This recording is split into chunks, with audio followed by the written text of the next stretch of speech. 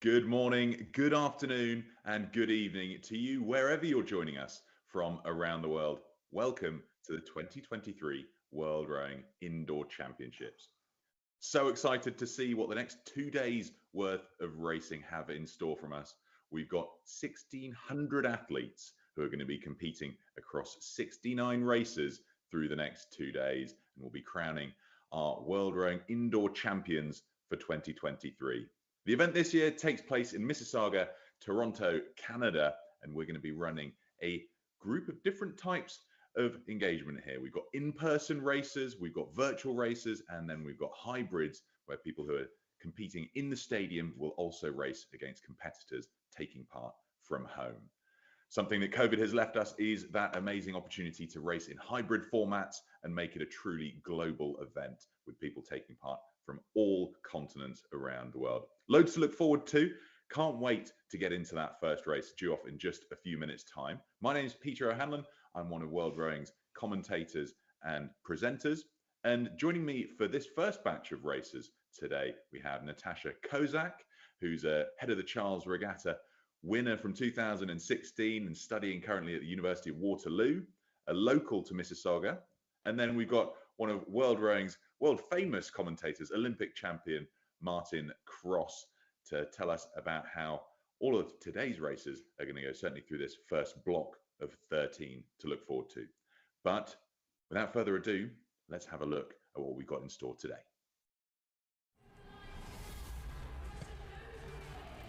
The World Rowing Indoor Championships are coming to Canada. It's time to spin the wheels. The 2023 World Rowing Indoor Championships, presented by Concept 2, are being held at the Paramount Fine Food Centre in Mississauga, Toronto, Canada. The event is staged as a hybrid competition. Participants are taking part in person in Mississauga, Toronto, or participating virtually from anywhere in the world. Virtual and in-person competitors are racing against one another in real time during the Indoor Championships on their Concept 2 indoor rowing machine.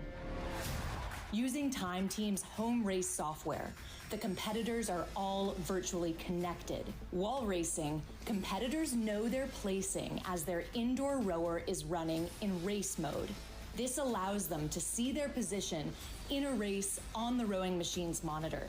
Officials, lane judges, are monitoring every race to ensure races run fair, safely, and on time. There are 3 types of races competitors can enter.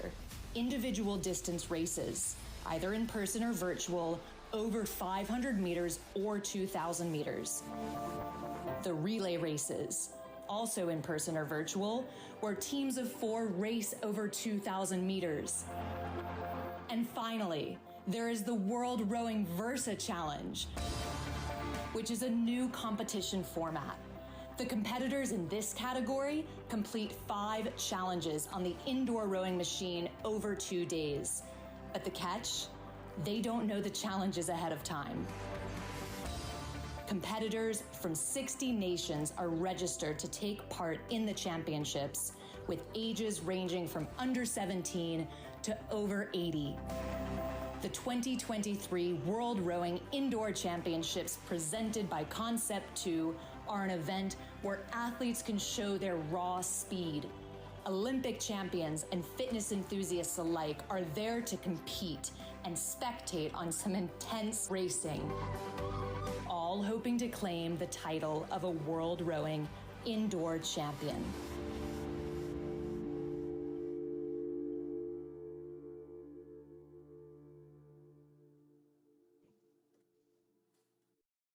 Well, there's always something changing in the format, and it's exciting to see this new concept of the Versa Challengers joining in to the World Rowing Indoor schedule when it comes to this World Rowing Indoor Championships for 2023. Now, we've introduced ourselves here in the virtual studio, but we've got our man on the ground there in Mississauga who's going to be bringing us the latest action from the stadium itself. We've got Mike Arsenault. Let's say hello to Mike. Hey, Peter, thank you very much. The key word for this weekend is indoors, because currently here in Mississauga, Ontario, it has been snowing all morning and it is minus 10 degrees Celsius. However, the competition will be heating up in earnest over the next couple hours and over the next couple of days here indoors on the floor at the Paramount Centre. I'll be your eyes and ears on the ground, bringing you interviews with interesting characters in the world of indoor rowing, as well as interviews with some of the top competitors in the world, all vying for a world championship title. We have hundreds of in-person athletes that will be competing over the next couple of days, as well as the Versa Challenge. We alluded to it earlier. I'll be bringing you behind-the-scenes content with the 18 athletes that are the guinea pigs for this Versa Challenge. Very exciting 5 events taking place over the next 2 days. So we'll have a lot of content coming up over the next couple of days. I'm excited for it. Let's get going. Peter, back to you.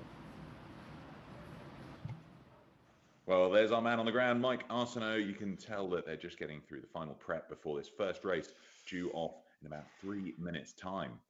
But we've got quite a busy schedule today. We've got 13 races in this first block, and then there's a bit of a break before the afternoon session of races on Toronto time, obviously. But I'll come to you first, Martin. Looking at today's schedule, what are you looking forward to most?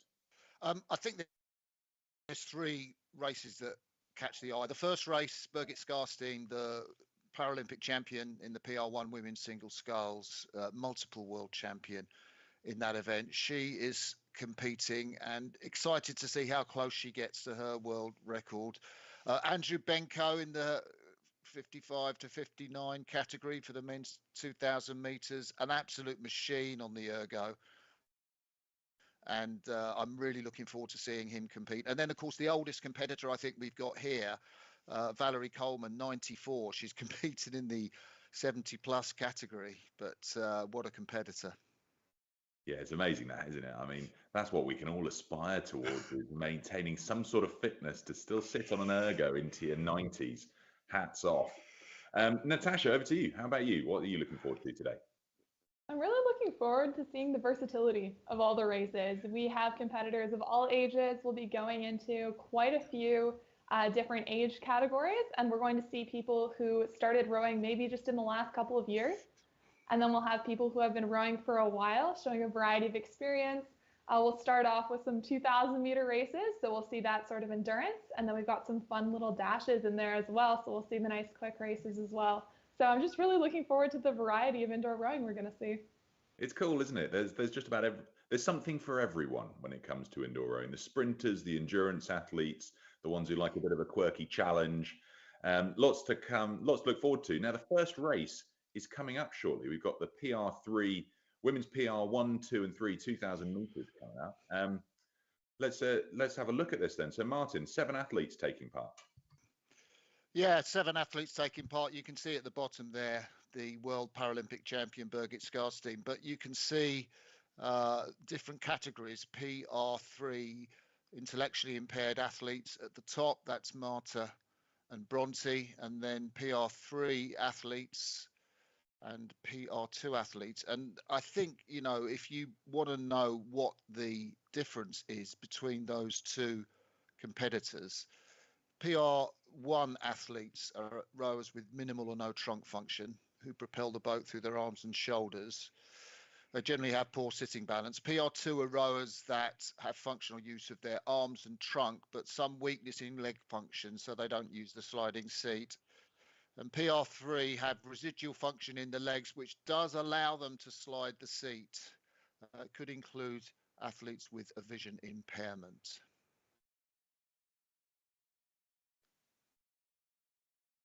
And then right now on the screen, we have them lined up in the order that they are. So our first 2 athletes are going to be the PR32 athletes.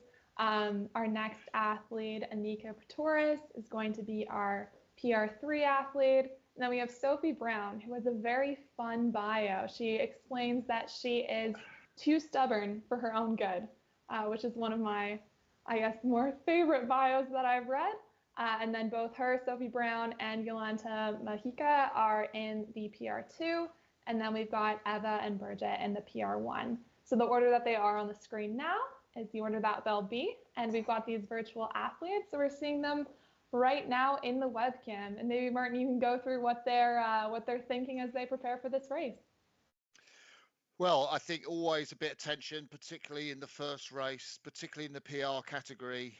It's fascinating to think what their personal targets might be for this race. Birgit Skarstein qualified with an 8:53.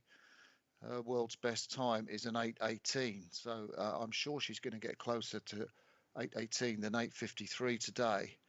But it is a tense moment. The first race in any world championships is always like that. But you just go through your routine. You've got your pacing in mind. You know the figures that you're going to be seeing on the screen in front of you.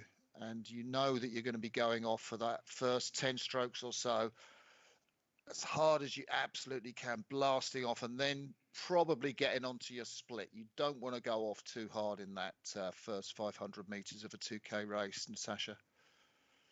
Absolutely. And we can see here that some of our athletes have their coaches around them, probably getting them mentally ready and prepared for this race. And it looks like the stop rowing has stopped on their monitors. So they're getting all set up here. And they'll see the stop rowing, then they'll see the 3, 2, 1 go. So they'll know when they're prepared for it. All those are webcams. They're from the athletes. Here we have the attention. They're getting ready to start. And they are off. So starting off this race, like you said, massive sprint.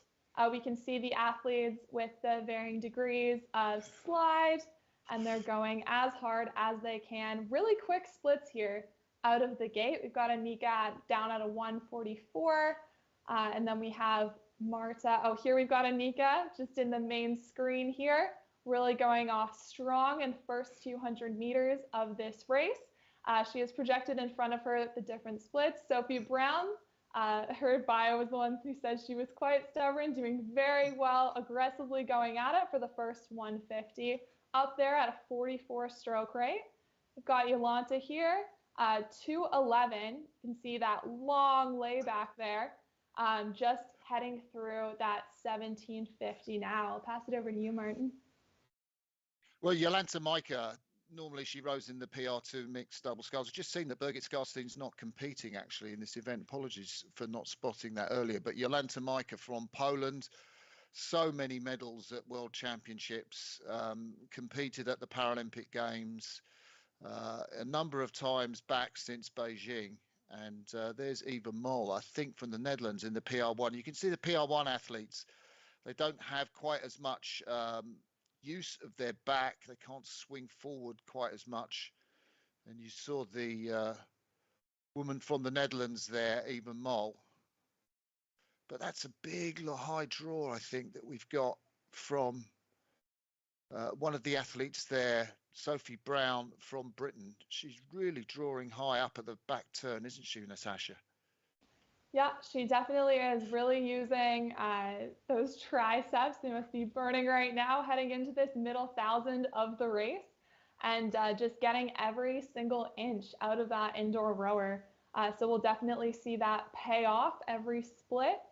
Up there at the top, we can see we have our leader who's going to be in the PR3. That's going to be Anika. She is still staying strong, still that low split at a 1:54. Beautiful technique there. And then we have up at the top, Marta being super consistent in all of her splits. 2:11, 2:09. So I think the in and out, all of these are virtual competitors, and that's just coming from a little bit of a lack of connection there. But we can see that nice consistency, which is really nice as we head through this middle 1,000. Now the athletes have settled in, so we can sort of start to see where their goal split is going to lie. And this is going to be what they're hoping to hold for the whole time. Once again, at the bottom of the screen, we do have those webcams, so we can really see them working hard. Look at that high stroke rate coming from Eva Mol there, eh, Martin? I know, she's really whipping it through, isn't she? Not quite as much forward as she had in that first 10 strokes, but she is really going up through the gears in that high stroke rate. I'm interested to see that great technique of Anika Pretorius, the South African. We're looking at her splits around about 150. That's going to be slightly outside the world's best time pace for the PR3, which is held by the British Paralympic champion Gidra Raskukaite. And she pulled a 7:03, but it looks like the South African will be going through in something around about 7:20-ish, I would say, if she keeps up this pace towards the finish of the race. Through 12:50 now, and coming into that third quarter, that vital third quarter, where the athletes have got to really try and hold their split that they've set out and avoid any fade before the last quarter, when they're going to really work out and sprint for that finish. Absolutely. And you can see here too that Anika is on pace to beat her qualification score of a 7:33. So these athletes, not only are they looking to compete against each other, but they're really looking for their own personal best times, especially on this big stage. So it'll be good to look out for what split they came in here hitting and what they're going to hit at the end of it. Marta, at the top of your screen there, her qualification score was an 8:32. And it looks like she's around pace for about an 8:20. So all of these athletes are really pushing themselves, especially as they stay strong through this third 500 here. So we can see once again, Anika still down at that 152 split. So staying incredibly strong just there in the lower corner of your screen through this 750. We'll go back to Sophie Brown as well. We can see her still, as you said, that high pull in, and then we've got Jolanta right here. Once again, a high pull in. Well, I was going to say that, Natasha. It really is quite striking when you see Jolanta. Her partner, Mike Godowski, is also racing in the men's PR2 category as they prepare for Paris 2024. It's really interesting to see, the function. She has got a little bit in that leg. Sophie Brown on screen there. Again, did you say she was stubborn? Yes. Yeah, Sophie Brown. She's a club bra who has cerebral palsy. Anika Pretorius, you can see the difference in the categories, can't you? Because Anika can use her legs to get up the slide. She's got a real strong compression, hasn't she, Natasha? Really getting that seat right up to her ankles, almost a little bit too much, I'd say. Yeah, absolutely. It seems to be working for her so far, but it's definitely a high compression. And then here we have Eva slowed down her stroke rate a little bit. We're just under 40 now, but we're heading really into the end of this race. So it's going to be interesting to see how they prepare for their final sprint here. Yeah, Eva only took up rowing in 2022 at the Wilhelm III Club in Amsterdam. She tried to qualify for the PR2 category, but she couldn't really make it in that category. So she came down to PR1. She was due to race Birgit Skarstein here, but Skarstein not racing as we saw on the start line. So she is the only competitor in the PR1 category. And look out for her time. She scored in the qualification, which was 9:05. But Anika Pretorius coming up towards the finish line in the PR3 women's category, Natasha. Yep, she knows she has just over 15 strokes left in this race, and she's coming into the end here. So she's squeezing out her last few strokes, and she's going across the line at a higher pace than her qualifying time. That's what she was going for. That's what you see right there. Oh my goodness. Good for her. Look at this athlete. Wow. That's incredible. That's what we like to see here at the World Rowing Indoor Championship. She's the first one across the line. And yeah, oh my goodness. Look at the emotion there, Martin. The coaches love that, and it's so great to see those shots of the athletes, Anika there in her training room, as we've got the next athlete to come in, the Italian Marta Piccoccino, rowing in the women's PR3 intellectually impaired category. Yeah, absolutely. She's an athlete. She doesn't have her webcam on right now, but we can see that she's approaching that finish line here. So her qualification score was an 8:32. So we're still underneath that, and we're seeing if she can beat that here. Sorry, go ahead, Martin. Yeah, she's from Salerno in Italy, and she's won medals at the European Summer Games over a distance of 1,000 meters. I think she's more used to racing over that distance, so it's a big thing for her to be racing at the World Championships. Jolanta Maika just driving her way through to the finish, crossed the finish line there. Looks like she's absolutely exhausted. My goodness. And she's hit another best time. So looking at that 8:51 qualifying time, here she is coming in at 8:47. So that's another improvement on qualifying time that we're seeing here. So it just really speaks to the caliber of this competition, which is great to see. Now we've got a couple more athletes coming into their finish line here. They're heading. We've got a time for the Italian has crossed the finish line, Marta. So she crossed at an 8:18 there. And then Sophie Brown is heading across that finish line, absolutely storming across that finish line, going back up to almost a 50 stroke rate, and knows that she has to squeeze everything out right here. And yeah, that little green boat has stopped for Sophie Brown, but she's crossed the finish line, I think. Oh no, was she just starting off again? Maybe she thought she crossed the finish line. And let's just quickly go back to the studio and see Peter O'Hanlon. Thanks, Martin. Thanks, Natasha. Well, we're underway. The first race done of the 2023 World Rowing Indoor Championships. Impressive stuff there from Annika Pretorius. Absolutely barnstorming performance. And good to see Jolanta Maika still riding the crest of the wave of her ongoing improved performances. She got a gold at the World Cup last year in Poznan, and now she's further beaten her entry time. So impressive stuff in that first race for the PR 1, 2, 3 and intellectually impaired category. Any particular highlights from either of you? Martin, you first.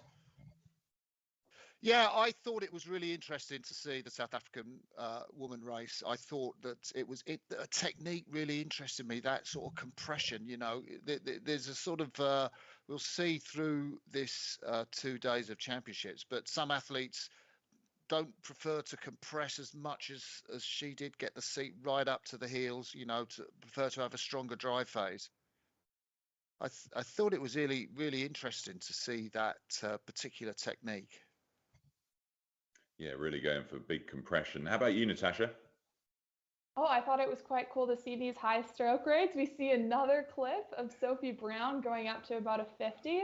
Those are incredibly high stroke rates. The amount of cardio these athletes need to have, even just going like trunk and arms, not with the legs, is absolutely exceptional.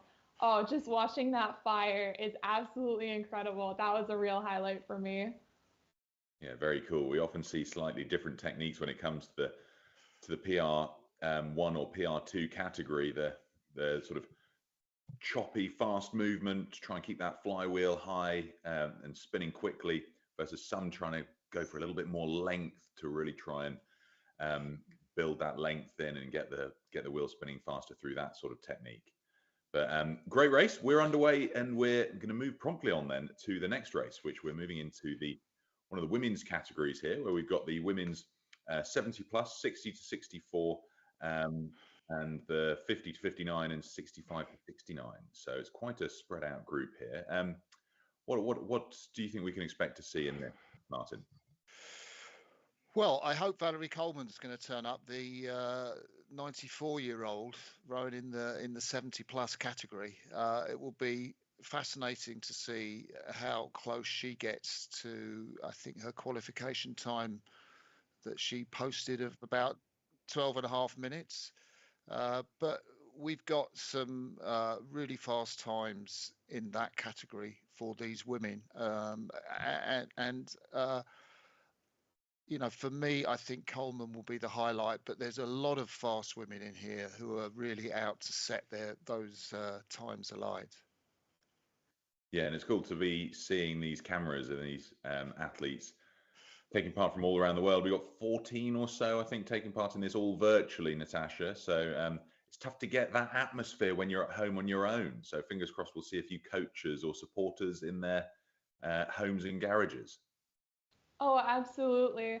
Especially since we have quite a few athletes competing from multiple countries. We have Great Britain, we have France, Denmark, Germany in here. So they're really competing from all around the world. And even just seeing those different names on your monitor and knowing that you have competition just really builds the community of indoor rowing as well, which is nice to see.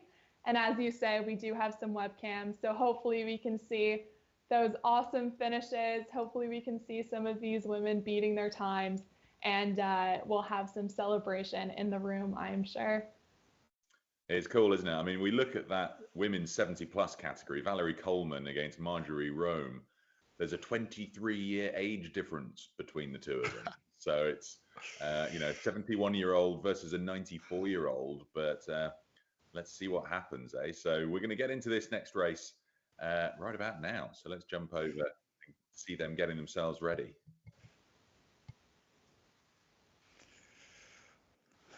So that's the sign that the athletes will see on their rowing machine to tell them that they can't sort of do any more warm-up, that they have to stop rowing, so all the athletes can start together.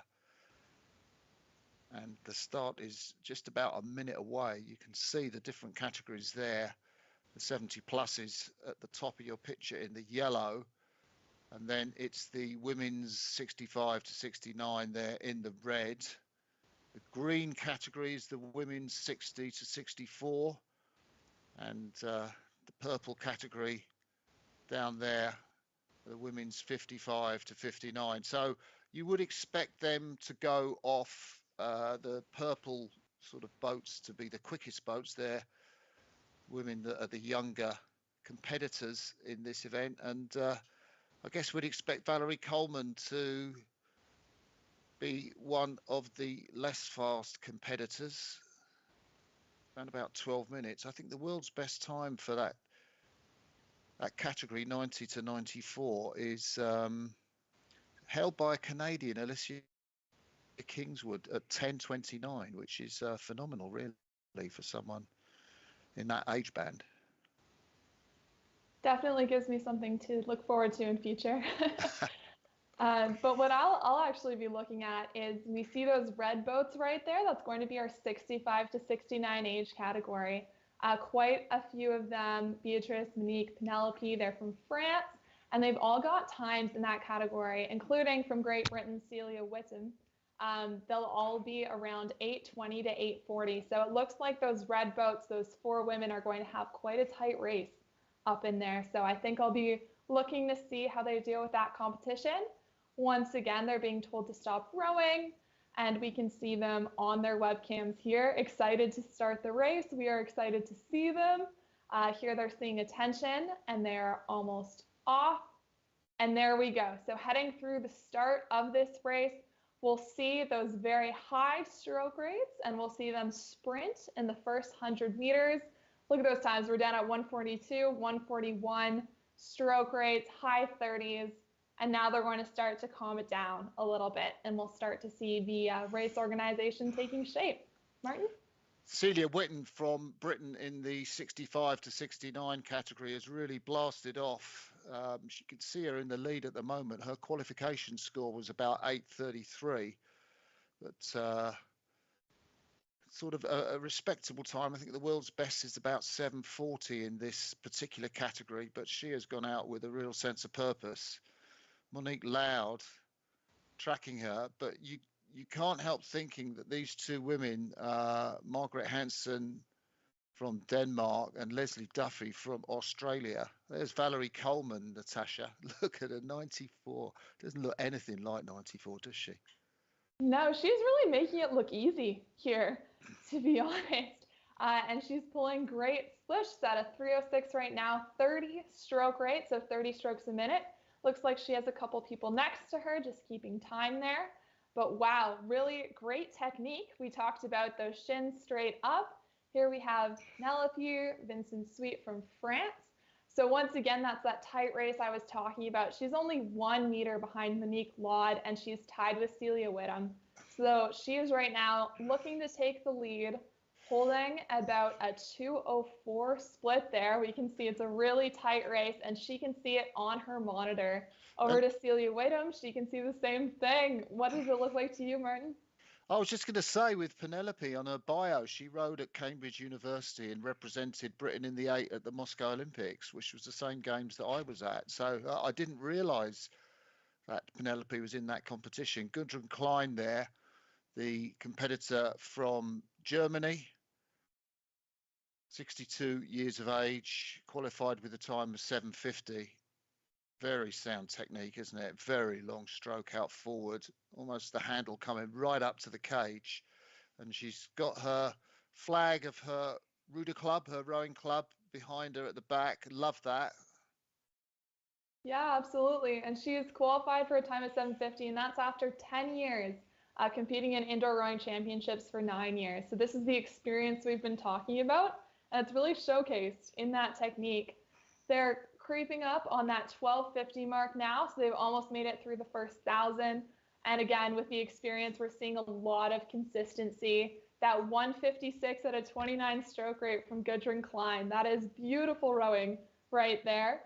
We can also talk about Julia Schonberg from the US, a 2-minute split, so she'll be looking to break 8 minutes here, and really consistent through there again. Martin, can you talk us through up to that 1K? Well, I think, I'm looking down at the bottom of the screen. Leslie Duffy, the Australian, she was on 156. She's just dropped a little bit coming into that third quarter down to 158. So I thought she might challenge for the lead. Britt Nielsen up there, just with her bows in front, one of the athletes in the 60 to 64 category. It's really interesting how the two younger athletes aren't able to challenge and get their bows out in front. But Britt Billy Nielsen from Denmark, pulling the lowest splits at the moment. Valerie Coleman still going there. There's the Penelope Vincent Sweet, the French woman who competed in the Moscow Olympics and rode at Cambridge University. She's got a very long compression out forward, hasn't she? Absolutely. And you can really see the difference here in the stroke rates. So you'll see some of the younger competitors, 60 to 64, and that 55 to 59 age category, they're up close to a 30, over a 30, versus we have some of the 65 to 69 and 70 plus down around, mid 20s there. So there's that difference in stroke rate. They're heading through the middle 1,000 here. So looking very strong. That is a very tight race in the 55 to 59 category down there, with only a meter in between Duffy and Hansen. Yeah, and I guess it's no surprise that the Dane is really doing so well. She did win gold at the World Rowing Indoor Championships in 2022 for women of 60 plus. So she's confirming her good form at that event. She's also an on-water rower. Rows for the Koga Row Club in Denmark. And she has a 4-meter lead. Well, it's just extended, isn't it? 4-meter lead over Gudrun Klein from Germany. We can see there on the bottom right of the screen, Billy Nielsen. That Danish flag on the left, she really does lean into it at the front end, doesn't she? She really gets hold of it. That body just smashes into the catch on the front end. Absolutely. The length of these strokes is something we should really pay attention to here. Even if the stroke rates are a little bit lower than we might see in other categories, these women are really getting everything they can using that full slide, which is pretty incredible. Here they're heading through. So we've got our first athletes past that 500-meter mark. So they've done 3/4 of their race, and they only have the last quarter to go. We can see Gudrun Klein is starting to challenge for that lead a little bit. 157, dropping the splits from 158, while Nielsen is staying pretty consistent at a 158, but we're really going to see quite the race there. And then Duffy in the 55 to 59 has started to pull away with it, holding a 2-minute split, but Hansen is on her tail at a 157. So they're really going through this sprint, and I think it's going to be a close one. just a metre between my Brit, Billy Nielsen, and Gudrun Klein. And I think Billy Nielsen's doing everything she can. She's gone off really fast, but must be so motivational for Gudrun Klein, I think, who's taken the lead off of the Dane as we come into this race with just a couple of 100 metres left. It's anything to play for. 156 is 150. I think Gudrun Klein is going to take this race in the 60 to 64 category. That will be a turn up. The German athlete with a club flag behind her. My goodness. Neither of them are closer to their qualification score. They're in the low 740, 750. But it looks like they might do it with this ending sprint here. And Klein is really running away with it. She's showing her endurance right here. My goodness. But look at the difference in stroke rate between these two athletes. We've got a 31 from Klein, and we've got a 37 from Nielsen. So different strategies, but they're both trying their best to get across the line. You can see this race happening in those two webcams in real time. They've got a few meters left in their race, and they're through the line here. Wow, that's a close one. Duffy and Hansen just finished as well. Look at that, 155.9, 155.9 for both the Dane and the Austrian. My goodness. Oh, you can see that mass celebration right there. Schonberg is crossing the line just under that 8-minute marker, so really hitting that goal. And then, that celebration from Klein. My goodness, that is incredible. Good for her. Good for her.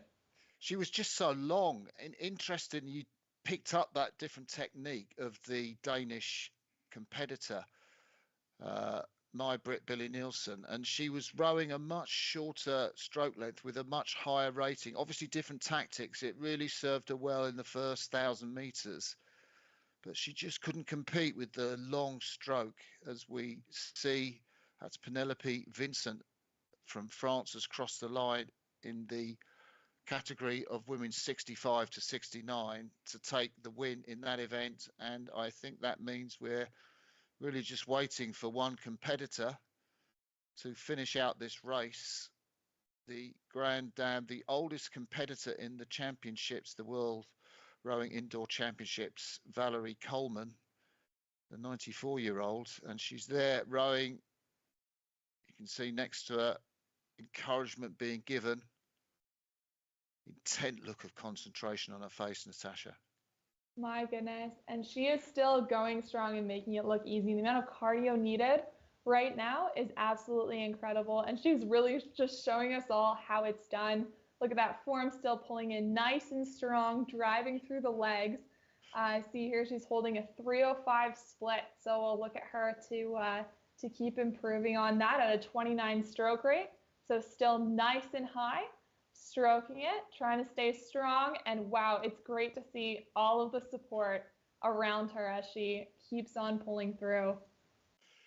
So Valerie Coleman was 12:51 in terms of the qualification time. We're going to look at the Moscow Olympian Penelope Vincent Sweet there, just finishing, looks delighted. She won her category. 65 to 69, I think that was. You can see that time there on the screen. Yeah, we're going back to Peter. Yeah, thanks, guys. What an exciting conclusion that was, right?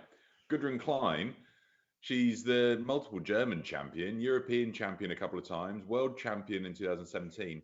Then she was second last year. Well, she's made up for that this year in 2023. An amazing performance to be back on top, and good to see her so pleased and proud about it. And of course, we love seeing Valerie Coleman, 94 years of age, perfectly paced in her race. So great stuff all round. But I think the standout really has to be Gudrun Klein from that, right, Martin? You know, it's undoubtedly the case, Peter. I think it was very exciting to watch the race. Yeah, it was brilliant, wasn't it? Well, we're going to have a look at some of the highlights, but Martin, yeah, keep telling me. What did you think? Well, I just love the racing there. We see the French woman, Penelope Vincent Sweet, Gudrun Klein there, Germany, that long stroke, Valerie Coleman, the 94-year-old. And there's Gudrun Klein going for the finish. Look at taking that oxygen in. And she was up at 30, 31, 32 strokes a minute. And congratulations from her support team.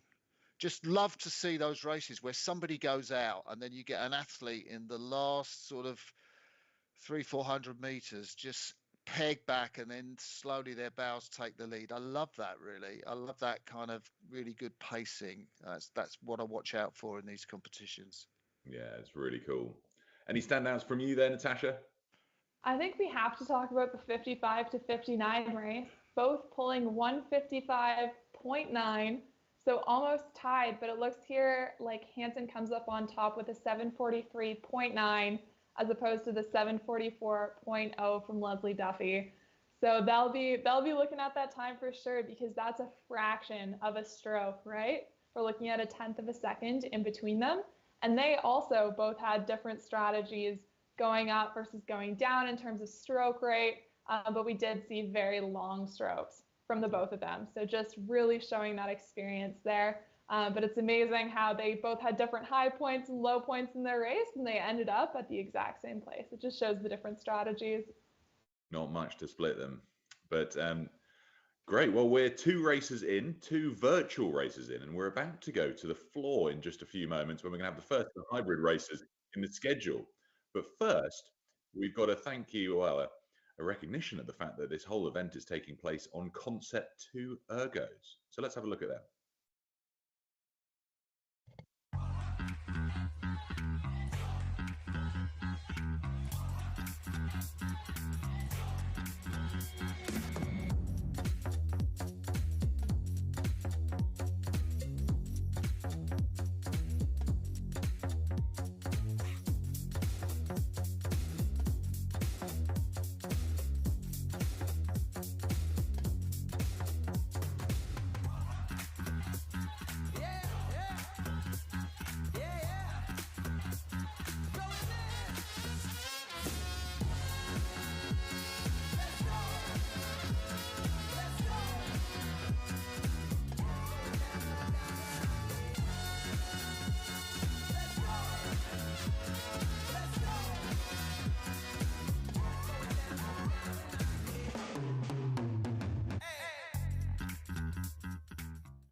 Well, the Concept 2 rowing machine, an immense bit of equipment for your personal health and fitness. Now, we've had 2 virtual events. We're going to go to the floor now, where we're going to have the opening ceremony for the whole 2023 World Rowing Indoor Championships live from the stadium in Mississauga, Toronto, Canada. I'm sure you are well prepared and ready to perform. I wish you will reach your expectation. I hope you will perform at your best. I would like to take the opportunity to thank and to express my grateful to all contributors behind the scene who have made this event possible and for the preparation. Thank you to the organizing committee, all the volunteers, the technicians, and the staff. We know all the work, the huge work, and all the effort you have to put on it. Time for you to deliver has come as well. I would like to thank also the authorities, the partners, the sponsors, and in particular, Concept 2 as our presenting partner. And now, I declare the 2023 World Rowing Indoor Championship, Mississauga, Toronto, Canada, open. Thank you, Jean-Christophe. Merci. And now it is my pleasure to welcome the President of Rowing Canada Aviron, Carol Purser.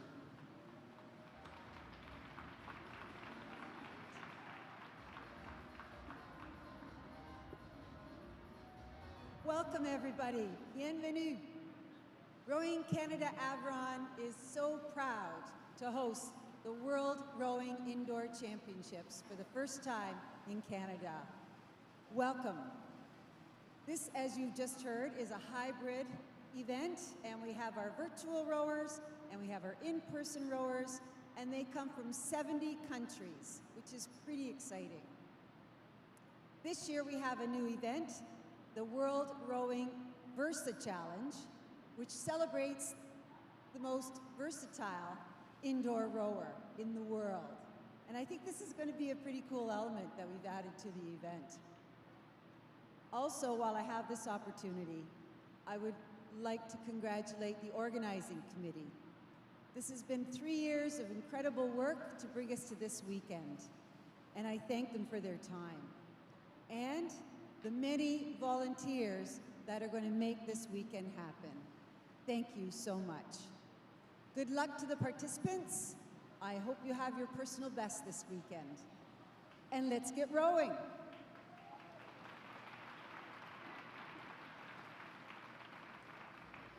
We acknowledge the lands which constitute the present-day city of Mississauga as being part of the treaty and traditional territory of the Mississaugas of the Credit First Nation, the Haudenosaunee, Confederacy of the Huron-Wendat, and Wyandot nations.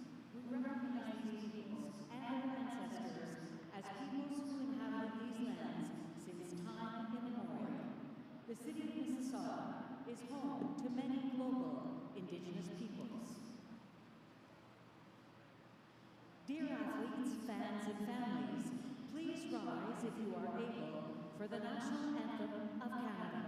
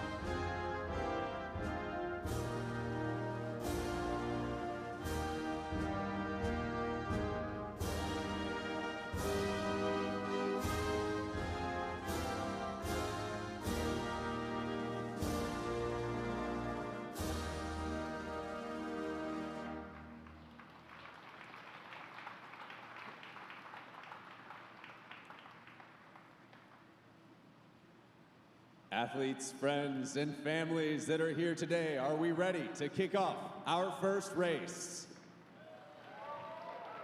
Little louder. Let's help to bring the countdown for these athletes out onto the stage.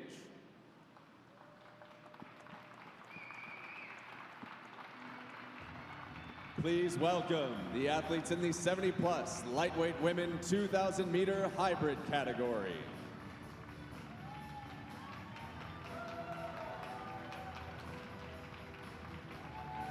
Next, the 65 to 69 lightweight women 2,000-meter hybrid category.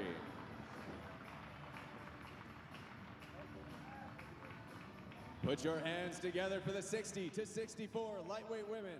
Well, it's great to see the opening ceremony there live from the stadium in Mississauga. We saw Shane Farmer and Kirsten Kitt. Kirsten Kitt, one of the Canadian Olympic champions from Tokyo not long ago. And of course, the president of World Rowing, Jean-Christophe Rolland, giving the opening speech prior to the Canadian national anthem. Not long until the next race gets underway, the first of our hybrid races, 28 athletes taking part, 14 virtually and 14 in the stadium. But just before we do, we just saw the clip showing us the Concept 2 rowing machine. Well, Pete and Dick Dreisegger, the founders of Concept 2, we had a bit of a chat with them.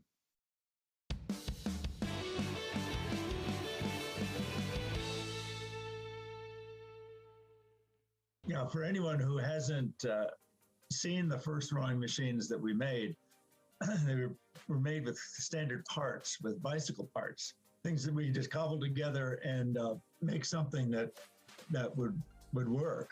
The rowing community was so ready for something that was a training machine that was really affordable, that they could get on, that they could get enough of these machines together to have a competition. I mean, the rowing community is what made it work.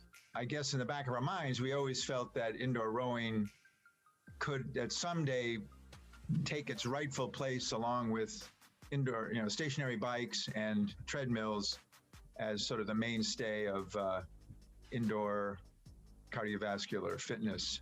It's something we've been trying to promote to as many people as possible, trying to build that base of people who embrace rowing, and we felt like we were the only ones out there trying to push it. And now there's some real momentum, and we're seeing the numbers of people who embrace rowing as an activity just skyrocketing. It's really full body. You get full movement of all your limbs and whatnot, and it just makes you feel good after you row.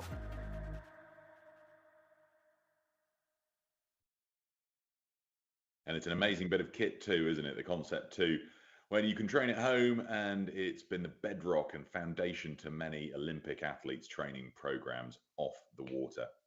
Well, we're going to get back to our racing schedule now. We're moving on to quite a combined series of categories here, where we now look at women aged 55 and upwards, but now looking at some of the lightweight women too.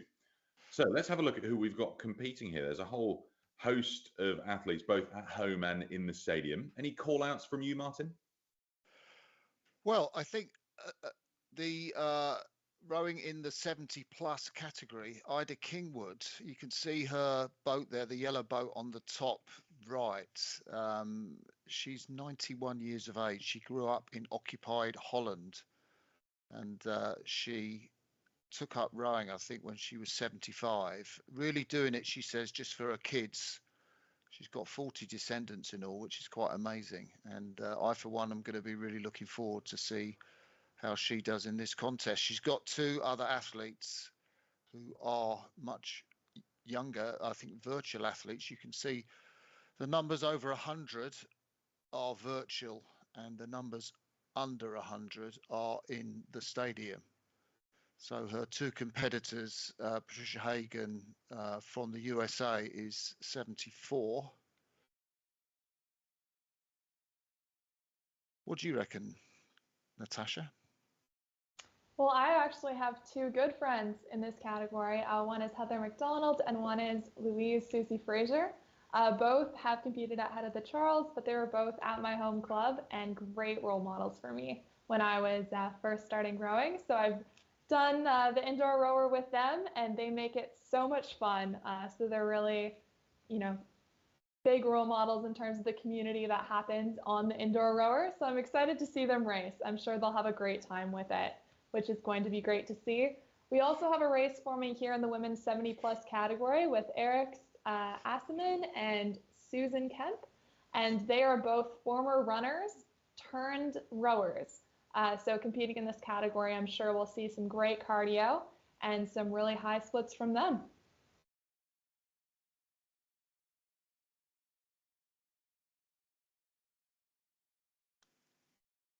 So Martin, yeah, I was just going to say, Natasha, the athletes drive off on the start. Great shot from the in-stadium athletes there. Really just driving through those first 10 strokes. See the athlete nearest us. I'm not quite sure who that is, but her tactics, shorter strokes. The athletes in the middle, slightly rowing longer strokes, the handle coming up towards the cage. There's one of the athletes there in the black with gloves on a hand. 44 and 43. That's Louise Frazier and Maya Jones from Canada, 61 years of age.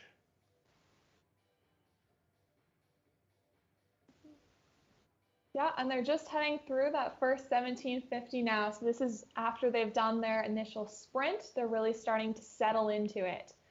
So you can see all of the stroke rates. Most of them are hovering around 30. we've got Alita Kingswood, our older competitor. She is at about a 37, which is great to see. So really high stroke rates from her. And we've got a couple people separating from the crowd. So we've got Susan competing virtually here. And she's going to be at a 207 split, but she's going to be about 50 meters ahead from her nearest competition. So she's really starting out strong. Our other leaders are going to be Ursula from Germany. She is also competing virtually. She's holding about a 212 right now. It's about 10 meters in front of Heather McDonald, who is nice and tight with Susan Brahaney from the US. So that's going to be a close race. In there, they can see on their monitors that they're 10 meters off the lead and about a meter off one another. We Bonnie also Fisher, have, yeah. I was just going to say, Bonnie Fisher there, you saw her on screen from the USA, number 56. It's only her second race that she's ever entered, and here she is at the World Indoor Rowing Championships.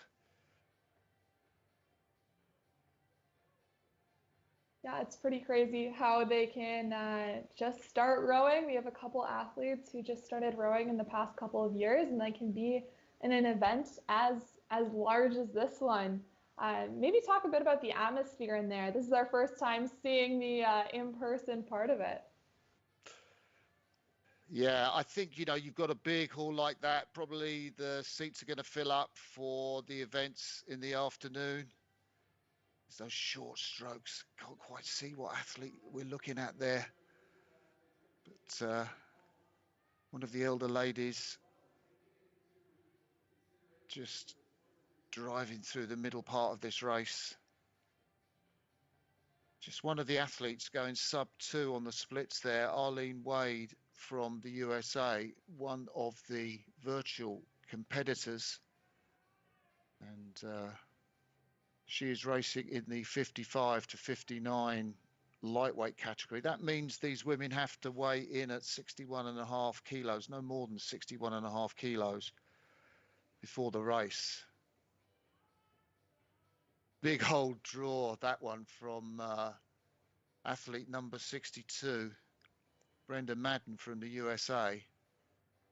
Started rowing 3 years ago. And here on webcam, we have Asia, and she is competing in, let me find her right here, the 55 to 59 category. So she's just heading through the 1,000-meter marker right here. And that's that same technique we've been seeing, Martin, with the really high pull-in at the end there. And it seems to be working for her. She's really holding her own. All the athletes, in the teams, the British team, when they're trying to do the good ergo score, they pull high like that. Of course, when you row on the water, you kind of pull much more low into your body.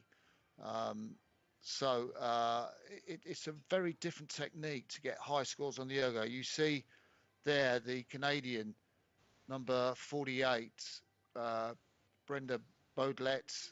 She's got quite a low pull relatively. It's more like you would, I guess, in a boat on the water. 58-year-old.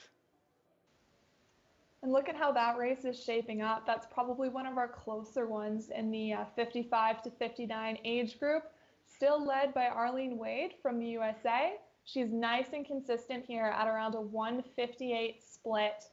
She's competing virtually as well. She's around a 32 stroke rate, but only 20 meters behind her is Denia Amon from Germany. And then only 20 meters behind her is the Italian Asia Rosati that we saw earlier. So that's shaping up to be a bit more of a tight race, as well as we see in the 65 to 69 age category. There's still, with Ursula, Susan, and Heather, there's still only 25 meters separating them. So as we move past the 750, we'll start to see that endurance really sorting itself out.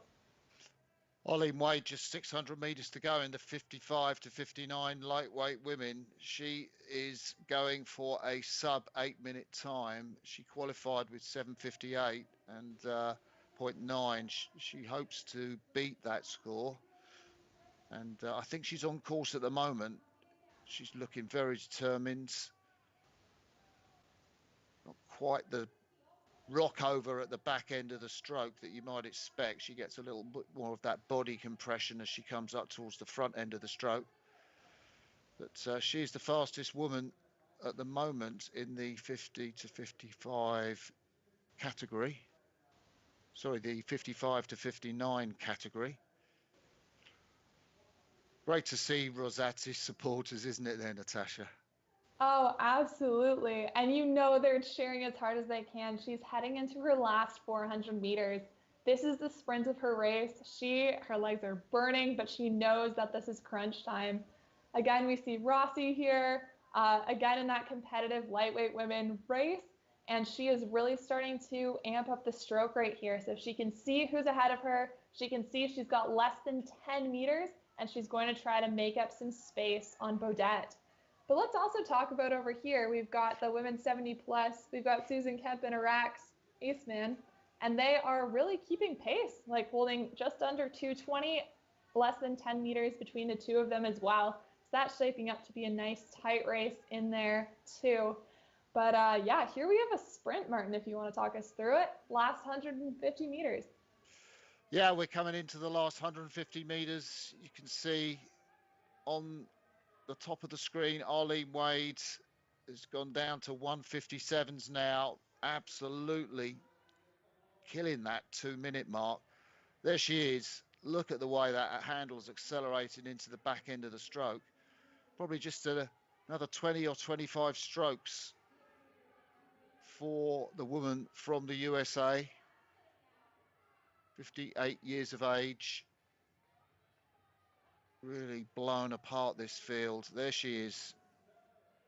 Absolutely amazing. 158.4. She stopped as she went through the line. 7:53. She's just blown apart her time there, Natasha. Yeah, and we can see we have a couple other athletes breaking that 8-minute marker. So we have Marianne Becker from Denmark. She was down at a 7:45.9. She'd be happy with that. And then we've got a just break here by Carol Woodward at a 7:59.8 from Great Britain. So just under that 2-minute split. That's really what the athletes are aiming for, to break the next big number. But everyone crossing the line here, we have some pretty tight times. Once again, in that 55 to 59 category, Baudette and Rossi very close. Here we have a shot of Marianne Becker. Oh, she did an incredible job. She made it through. You can see her celebrating. That's great to see, that 7:45 time. Absolutely incredible. And wow. Yeah. Yeah, that was a fantastic time, wasn't it? Really, really killed it. And, we still have some of the athletes in. Canada's Maya Jones. There's some athletes winding down, just taking the lactic acid out of their legs after that 2,000 meter test. We're looking at Heather McDonald there from Canada, the 67-year-old, on screen with a white hat. And still they go, and look, everybody is applauding the athletes as they come up to the finish. And that's really the energy we've been missing in the last couple of years, just knowing you have people cheering you on. Everyone's gone through the same thing. Everyone knows what it's like to race that 2,000 meters. And here we've got Elida Kingswood, again, heading through that line. She's got 100 meters left to go. She's got a stadium cheering her on, shortening her stroke a little bit now as she's getting through the last few points per race. But it looks like she's heading into a time well under 11 minutes here. My goodness. Yeah, and that's going to be some time, isn't it, for her to compete at 91 years of age. Grew up in occupied Holland, back in the Second World War. Amazing, isn't it, to think that she's here in 2023. Just not quite finished yet, Elida. Oh, it's fantastic to see the applause. Look at the cheers from the crowd there as they watch the 91-year-old cross the line in the World Rowing Indoor Championships of 2023. And they're on their feet applauding her as befits. I think that's nice to see.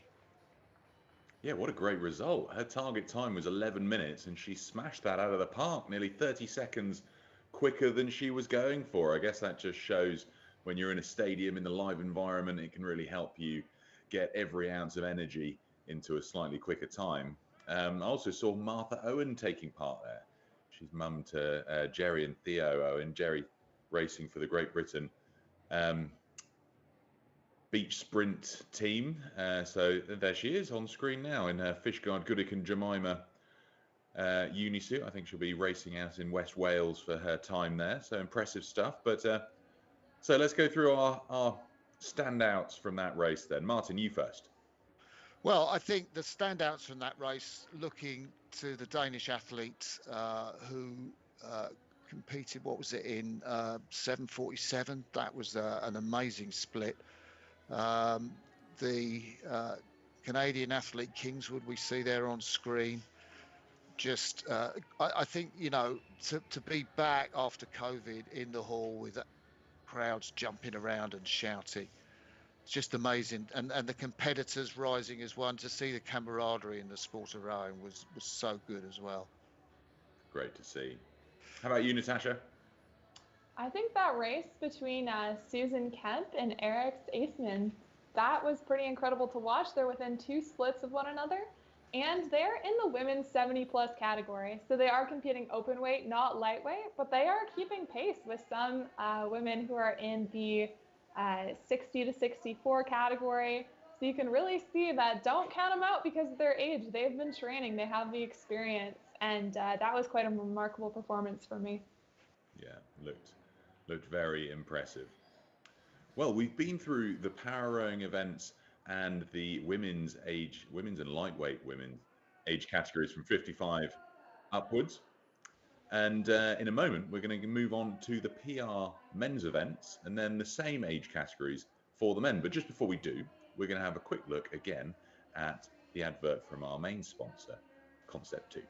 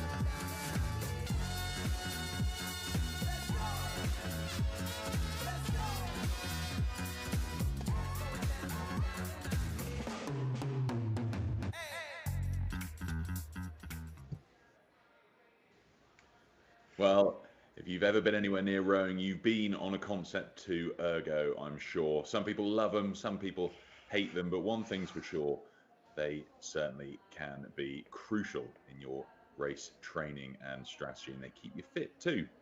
Now, we're moments away from moving on to our next race, where we're going to go through the PR1, PR2, PR3, and PR3 intellectually impaired categories for the men. So we've got 14 athletes taking part virtually, meaning that they're either at home or their rowing club or down at the gym, and 9 taking part in person. You can see them getting there onto their ergos and getting set. So let's hear from Martin and Natasha again. Martin, who have we got taking part here? Any standout recognisable athletes? Well, I think the virtual athletes have got some fantastic talent in them. Giacomo Perini is entered, the world silver medalist in the PR1 single sculls, just lost out to Polyansky in that final of the 2022 World Rowing Championships. And Mike Godofsky, he's in the PR1 category. The PR2 category, with Mike Godofsky, we saw Jolanta Mika, his partner, earlier in the women's PR2 category. So those 2 athletes for me in the virtuals, pretty standout. Sounds like it. How about you, Natasha? I'm interested to see all of the different ages of the athletes here. So we've got Matthew Hauser from the US, He's 26 years old, and he'll be doing the first 2K he's completed in over 2 years. So just surviving it and getting through it, but here for the experience. We also have a couple Ecuadorian athletes, again, 25, 26. And then the age range goes all the way up to Bill McGuire, a Canadian PR3 athlete. He's 73 years old. So we're going to see a variety of ages and abilities in this race. We do have some athletes in person, so the people who are actually at the event will also be able to see the modifications that are made as they get ready for this race. And we're excited to see where it takes us. Yeah, it looks good, doesn't it? There's some big names, and it's quite an international spread we can see looking at the virtual list of countries there. We've got Argentina, France, Australia, Czech Republic, Latvia, South Africa, and then in the room we've got a couple of athletes from Ecuador. And then, as you say, Natasha, quite an age spread as well across each of the categories. So let's find out how they get on. I think we're just a few moments away from the start. Just noticed that Perini's not on that start list at the moment, which is a shame. I was looking forward to seeing him. Mike Godowski's there, though, in the PR2 category. You can see him there in the green boat towards the bottom of the screen.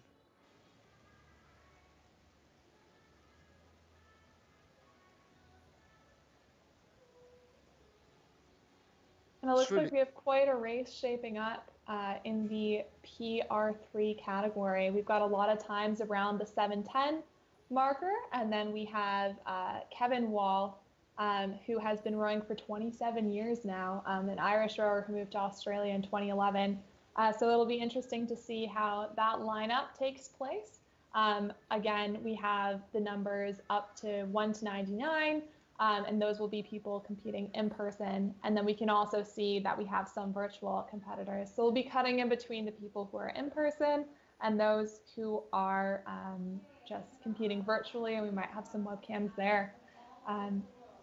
Here they have started warming up, though. And can you talk about, maybe, Martin, just what their warm-up looks like, especially as they're getting ready for this race? Well, I think they will have been warming up on their machines backstage, so they've been doing sprints and that type of work already. I mean, this kind of warm-up is just to keep moving, in the sort of moments before the start, just to keep loose and relaxed.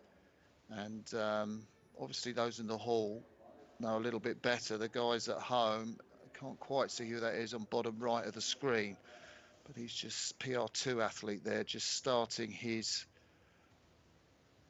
loosener routine. So it's more of keeping loose rather than a warm-up, I guess, Natasha.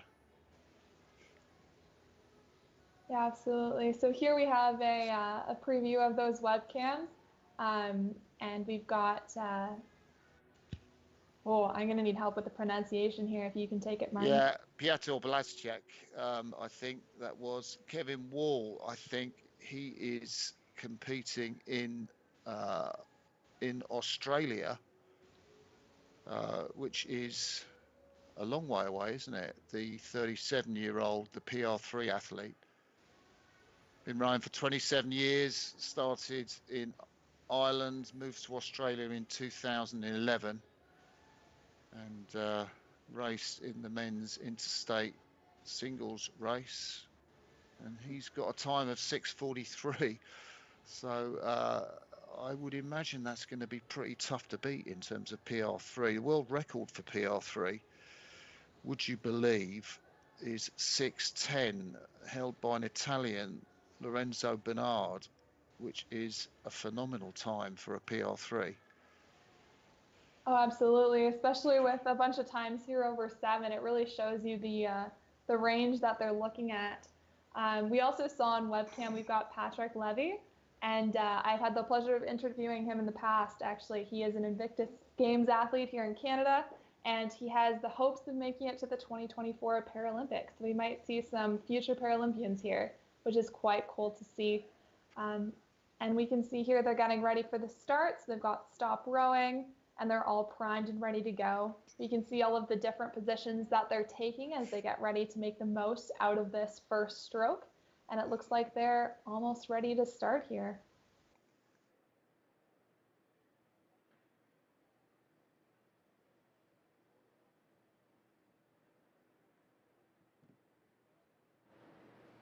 You can see they have the umpires surrounding them.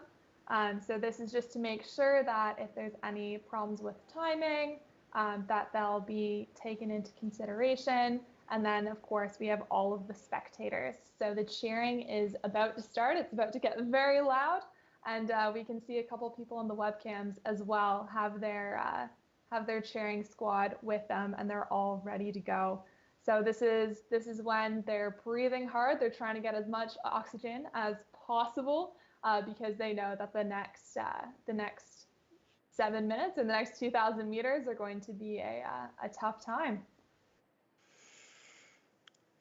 So just a reminder, the PR1 categories for rowers who have minimal or no trunk function. PR2 are rowers that have functional use of arms and trunk but can't really use the sliding seat. And PR3 have residual function in their legs, which allows them to use the sliding seat, as you'll see. They could be visually impaired athletes or have a different kind of impairment.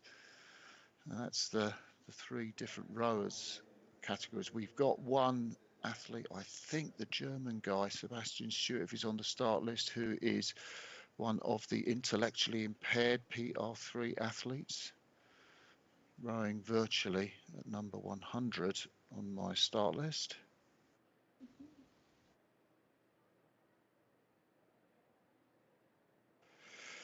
Tense moments.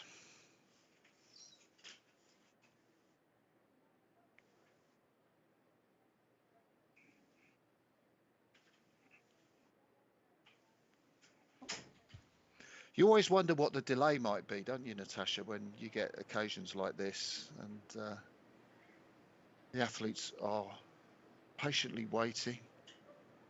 Yeah, absolutely. Especially in a hybrid event like this. Remember, we have some athletes who are competing at the arena, and we have some athletes who are competing from home. So our amazing time team has the ability and the challenge to make sure that they're all starting at the same time so they can see each other on their monitors. And they can really feel like they're competing with people from all around the world, which is pretty exceptional. Oh, here we've got the full view of all of the different webcams. So once again, these are the athletes who are competing from somewhere other than our stadium. And they're just taking a sip of water, getting ready. It looks like there's a bit of a delay with them starting here, but they're starting to get their grip together, getting ready for the start. Pablo Gaya there,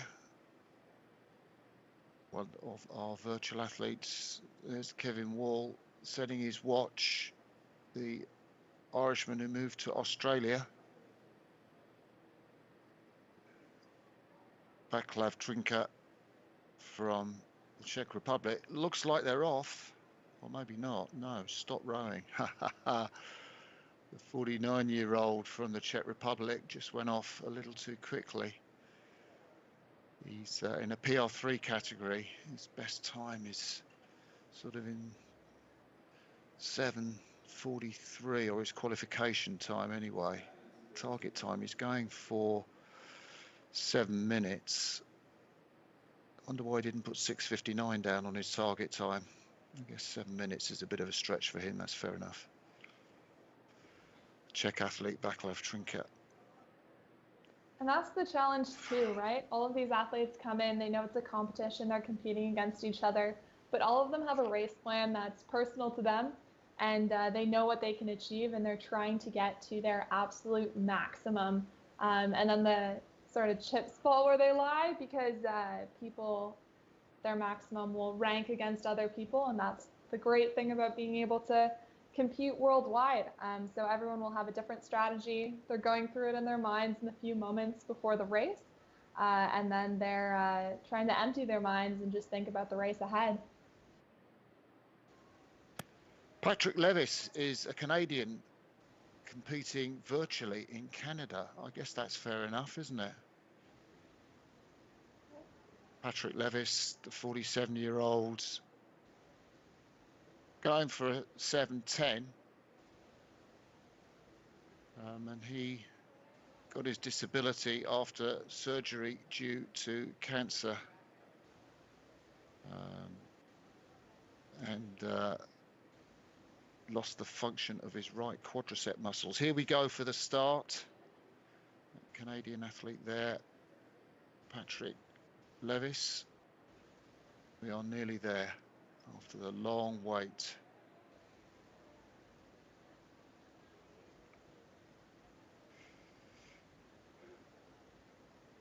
Welcome if you're joining us for the first time to these World Rowing Indoor Championships of 2023 from Mississauga, Canada.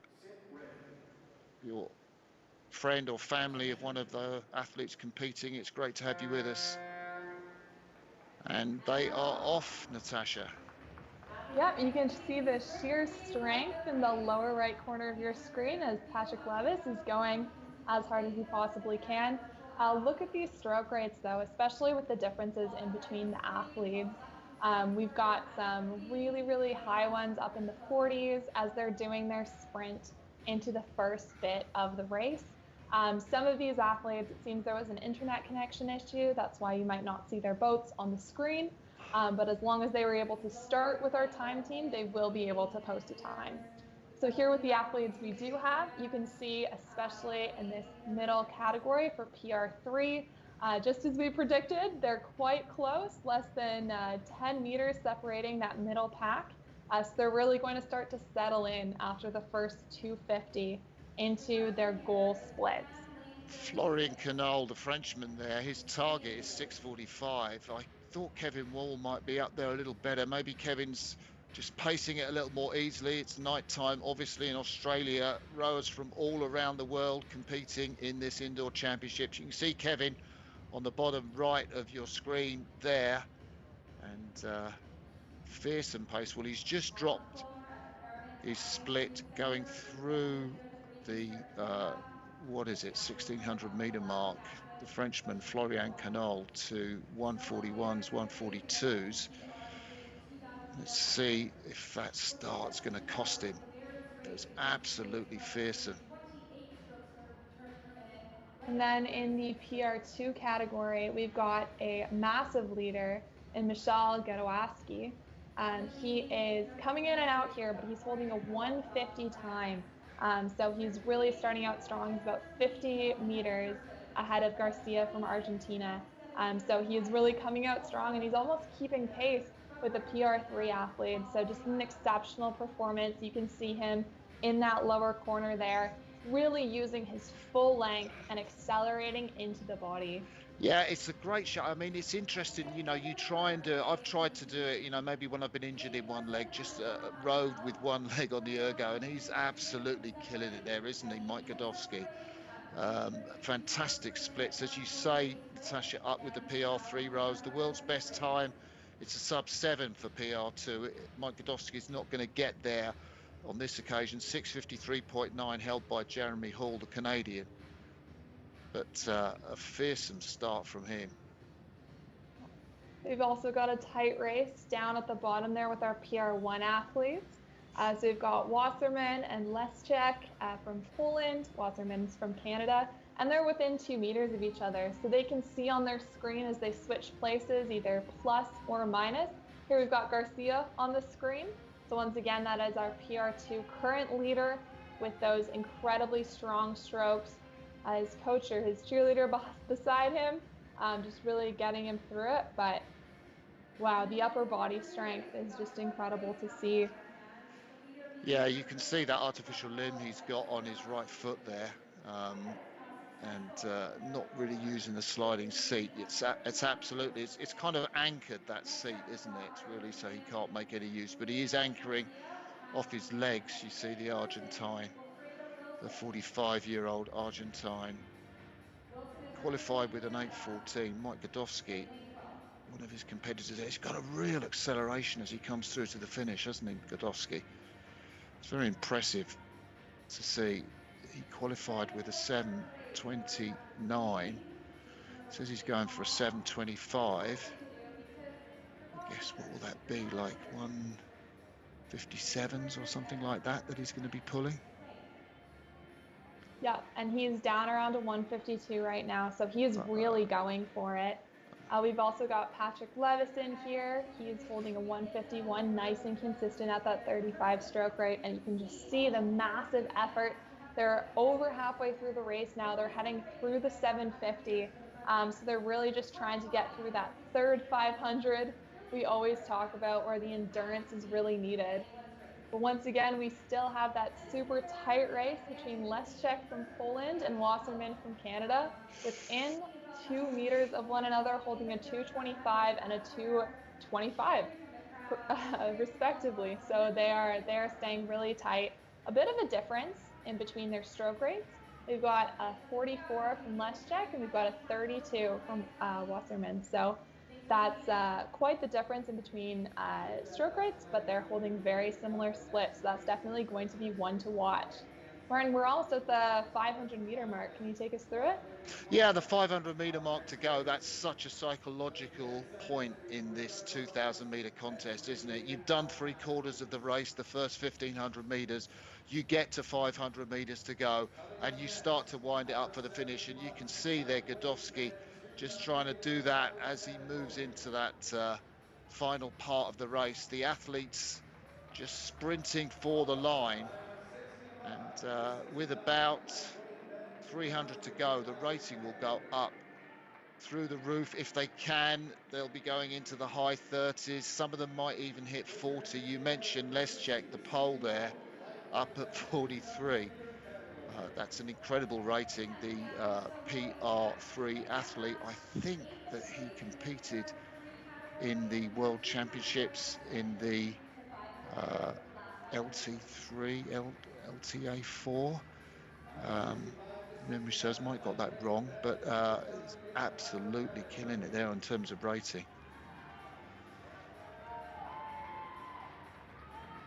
So we're coming up into the last 250 meters, and the Frenchman has kept the lead.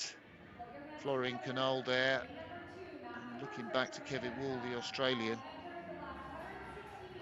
And he's looking to break that 7-minute mark, which is a 145 split. So we'll see if he can do it as he crosses the line here. He's got a few strokes left in his race.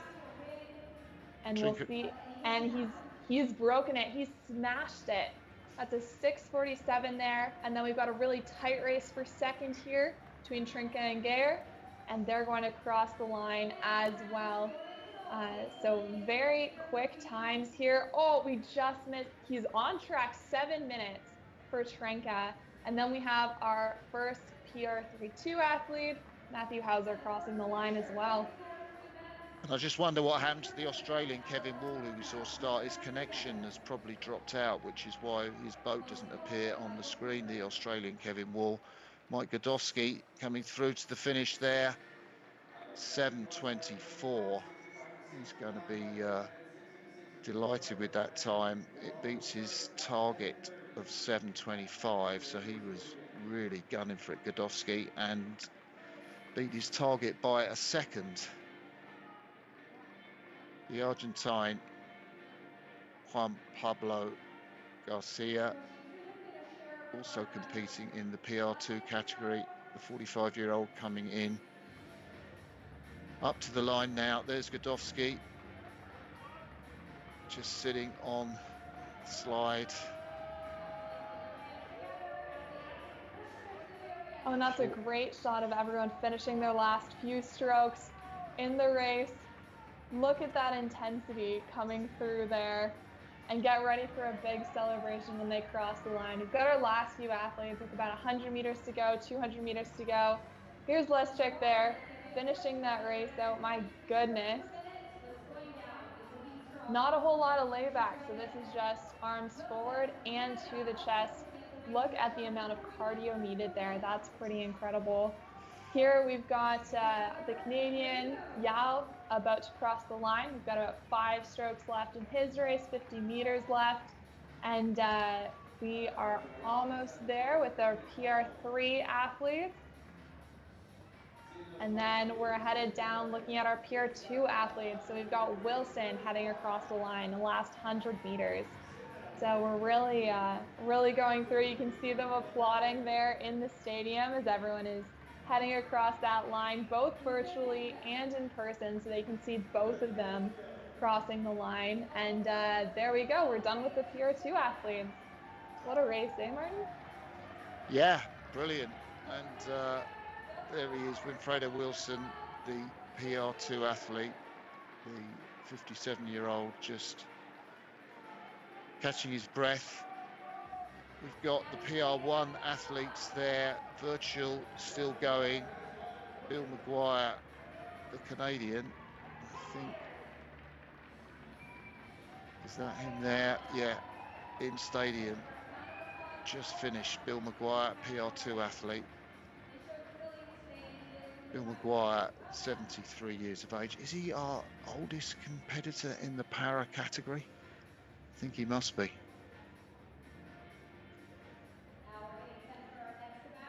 Getting applause from the crowd, taking fluid on board. That's the young Canadian. I would imagine that was Alexandra Martel, who's the 20-year-old. I believe so, and he accomplished his goal of making it through the race. So that is good to hear. A lot of the athletes put some information in their bios. And because we've had such a delay in the last race, we're heading to the next race. Peter, do you want to introduce that? Yeah, you're right, Natasha. Bit of a delay to the previous one, so we're going to jump quickly on to the next one. So that was the PR1, 2, 3 and intellectually impaired category for the men. Now we're looking at the age categories. We're looking at 60 to 64, 65 to 69, and then 70 plus. Those three age categories taking part in this next race. So let's jump straight to the lists, and I'm sure we'll be able to see they'll be getting themselves ready to go in just a few moments' time. But let's ask our commentators who are doing a stunning job of bringing us all of the action and insight into our races so far. What can we expect here then, Martin? Oh, well, we've got a bit more time, full start. So I think what's going to be really interesting here is to see just how these lightweight competitors do in this event here. We've got athletes weighing in at 75 kilos and slightly more than the maximum weight for lightweights on water, 75 kilos for the lightweight indoor championships. There we see the yellow athletes, lightweight men 70 plus. The oldest competitor, Derek Greenwald, at the top of your screen there, 77 years of age. The youngest, Wally Brawl, there, say just 70. Yeah, and they're off. They're starting their first sprint. So once again, these competitors are all lightweight, so we tend to see higher rates from them. Here we can see Don Vince and the lightweight men. They're all starting off in the arena, which is great to see. Some are keeping pace with one another, which is quite neat. And it looks like we have quite a race happening. Starting with the 70 plus, we've got Vincent Brawl, who you're talking about, 2 and 3 meters. So they're very, very close to one another. All the top three in that category holding 151, 152 splits as they start to even out here. Yeah, just going through the 1700 meter mark, and those athletes in the green boats are the 60 to 64 athletes. So the younger men, you would expect them to be out in front. World's best time of 6:40 held by Dennis Crowley from Ireland in that category. So we'll be looking for sub 7 minutes, certainly in the 60 to 64. Might even get a sub 7 in the 65 to 69 category. Steve Tague there in the stadium from America. Silver medals in the 2K in both the 2021 and 2022 World Rowing Indoor Championships. They were virtual then, current US national champion as well. Wally Braille there from Canada in one of the lightweight men competing in this event from the Canadian team. It looks like we have quite the race forming in the 60 to 64 category between Tag and Ryder. So Tag was one of our, I believe, silver medalists last year at the World Rowing Indoor Championships. And he is right now being challenged by Ryder, who was one of our champions in past years in 2019. So they're really looking like a tight race over here. Both are looking for times just under 7 minutes, around the 6:50 mark. And we can see Joseph in the bottom right of our screen here. He is really reaching for it, eh? Yeah, up at the top of your screen, it's the Frenchman, Alain Magnon, 74 years of age. Wonderful start from him. And he's no stranger competing in world indoor rowing events. The Frenchman rowing virtually number 101. Just ahead. Well, as I speak, is that Don Vince just gone in front of him? The lead is changing as we go between virtual Alain Magnon, Don Vince in the arena, and Wally Braille too. Just a couple of meters behind Alain Magnon in that category, the yellow category for athletes over 70. And look at the consistency in those splits as well. We have Haipa, who's down here in 4th place, but holding a 155 solidly from virtual. And again, challenging him is going to be Neil Slonin, and he is just 9 meters behind, but once again being super consistent at around that 31 stroke rate. You can see him here. Great, there we go, great acceleration into the finish, still holding that split. Looking really good. So all throughout that race, it looks to be a tight one, and it looks like everyone is really working hard here. Yeah, it does, doesn't it? As they blast through the middle of the race. Let's go Hippiä from Finland there. Big finish representation at these World Indoors. Not quite getting his handle up to the cage. Nice compact style. Just dropping his head slightly as we go through to the finish. He's in 4th place in his race. Yama Lorenz, the 65 to 69 category. Look at the pain on his face, Natasha. Just see what that cost. Maybe he's gone off a little too hard. Not quite got his pacing right. And that's really what they're feeling as they head to the last 500 meter marker. It's the 3rd 500 where the cardio is hitting. You can see it on Ryder's face right here. They know that they've put in the hard work. They've got all their endurance, and they're heading into this 500 meter finish piece. You can see that Tag is taking over a little bit here. He used to be super close with Ryder, but now it looks like Tag is out in front, still holding to that 145, still trying to get under that 7-minute mark. But it looks like Ryder is now being challenged by the man on your screen right now, Martin Lurink.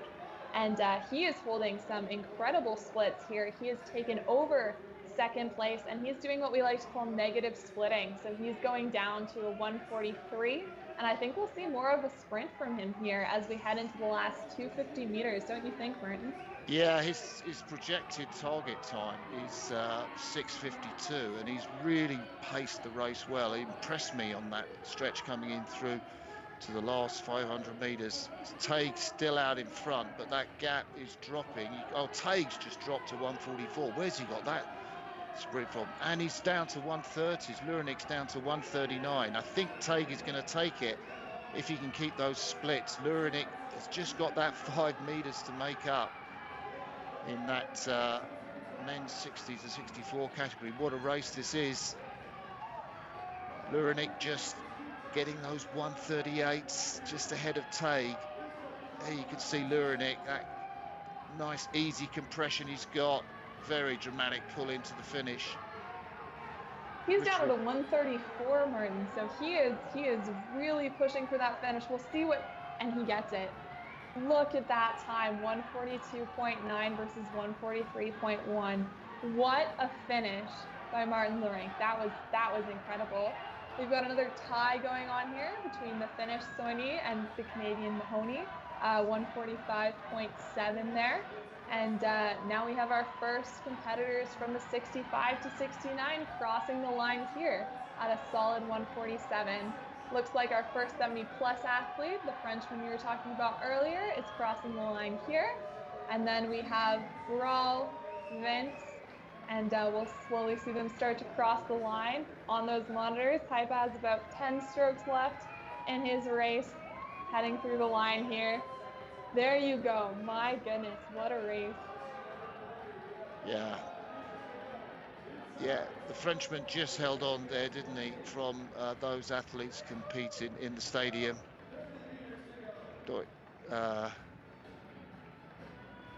Derek Greenwell still to finish. That's Rick Bako just finishing the line. Roberto Di Lazio in the 60 to 64 lightweight men category. Well done, sir. Great effort from you on that machine. But quite a high drag factor by the looks of things. He's set his drag factor to the side. You can sort of change the drag on your rowing machine to sort of a harder setting or a lighter setting. There's the winner in the 70-plus lightweight men category, Alain Mangan. And one of the virtual competitors. Nice view in his rowing club, isn't it, Natasha? It really is. There he goes, pointing at us. But yeah, beautiful view. Great to see people cheering each other on. And it's great to have that virtual webcam aspect so we can see the effort being put in everywhere. It's actually phenomenal. Here we've got Greenwell going through the last 100 meters of his race. So he knows he's got about 15 strokes left. And we'll just watch him through this sprint. He's heading up around a 31 stroke rate, and he's trying to drop those splits down. So went from about a 212 to a 207. And about 50 meters left in the race. What a race, Peter. Very cool to see, and some really impressive performances and some great sprint finishes. I mean, seeing some of those splits dip down below 140, and that's the real rower's spirit when you've got a good sprint finish.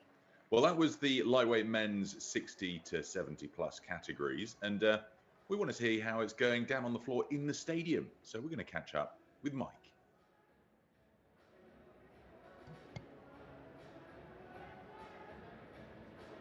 Athletes, fans, and spectators, please help me welcome the next races coming out. Men's 70-plus open weight category. Men's 65 to 69 open weight category.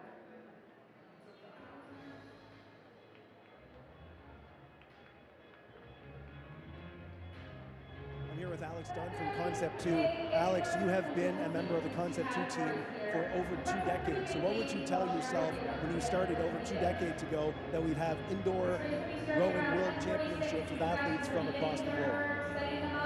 Well, I think we always hoped that we would get a chance to get the ball rolling and that it would become a more official, more recognised championship. So it did take kind of 20 years to get there from when I started, but we just thrilled that we're doing that now. What does it mean to the team at Concept 2 that not only are your rowers being used to find the best athletes in the world for world championship positions, world championship placements, but also it is the cardio method of choice for thousands of regular athletes around the world? Yeah, I think that authenticity of everybody in the world of rowing, you know, the one absolute is what's your 2K time, and most of us were athletes in the first place, and it's really important to us. But then to expand that and to take rowing, I mean, when the company started, rowing in the fitness world was not a popular discipline. So it's taken a long time to kind of build that and build that and build that. And now we see that rowing is becoming much, much more mainstream, which is fantastic. It's what we always wanted. Speaking of those improvements, how has the rower itself improved over the last 2 decades since you joined the company? Well, the monitor's got a little bit smarter, and the ability for it to kind of broadcast the data using Bluetooth, so you can link up to your other device, your iPad, your phone, whatever that might be, and there are lots and lots of apps that allow you to do a multitude of different things. That's a big difference. Mechanically, the machine has just got a little bit quieter, a little bit more refined, a little bit more durable. We're just constantly making small improvements to the machine to give everybody a better experience. We actually have the founder of the Concept 2 will be competing after this ad break, so stay tuned.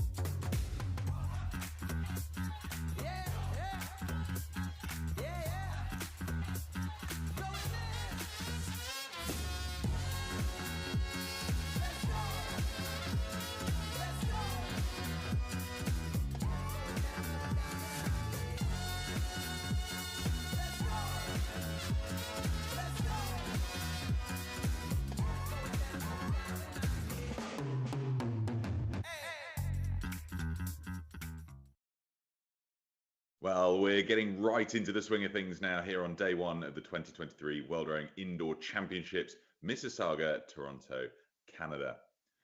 We're moving on now to the next race. Very quick and sharply, we've got the 65 to 69 and 70 plus men's categories combined. Quite a few entries in this one, and mostly on the floor there, actually at the stadium. So it's good to see we're going to have quite a big turnout and really flood that stadium with the sound of spinning flywheels. It's quite an atmosphere it creates, Martin, isn't it? When you get all those ergos in one place, a bit deafening. Yeah, it is. And I think with so many athletes competing in the stadium, a lot of friends and family will be there. The name of Pete Dreisigacker on my entry list stands out. The 71-year-old, of course, with his brother, Dick, created the whole Concept 2 brand, the ergometers, the blades, the carbon shaft blades, what have you. An amazing legacy he's left to the sport. I hope he's actually competing. It's there on my entry list. Can't see his name up there. But let's see. The athletes are soon going to be off, Natasha. Yeah, and we have quite a few in-person athletes, which is fantastic, but we do have last year's winner competing virtually, Roger Stainforth from Great Britain. So he'll be looking to do a repeat of last year and defend his title. And then challenging him, we have Jean-Philippe Vincent from France.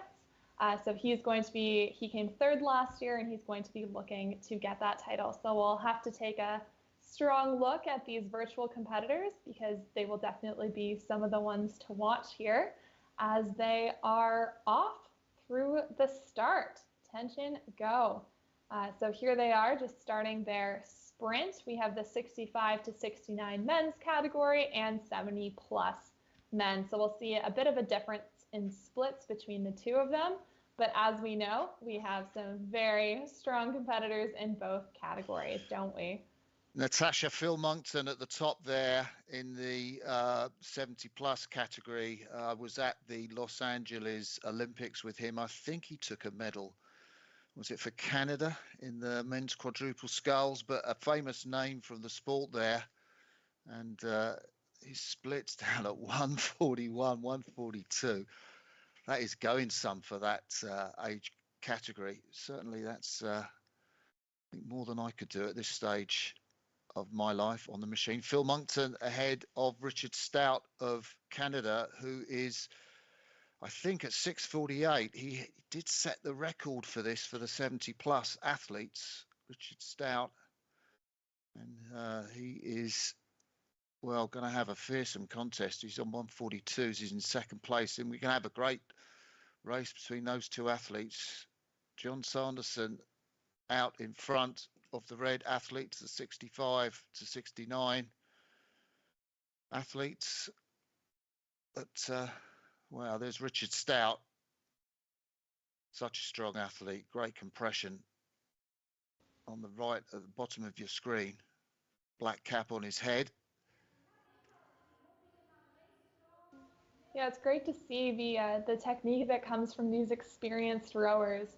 You're right, Phil Monkton, he did compete at the LA Olympics, came third in the quadruple sculls, but yeah, still holding his own here, being challenged for the lead, but still holding on to it.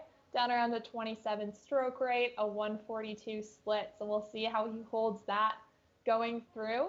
We've got quite a few Canadians here competing in person. Oh, here we got Philip Monkton, just as we were saying, right in front of us. And just look at the experience on that athlete. My goodness, it really shows through.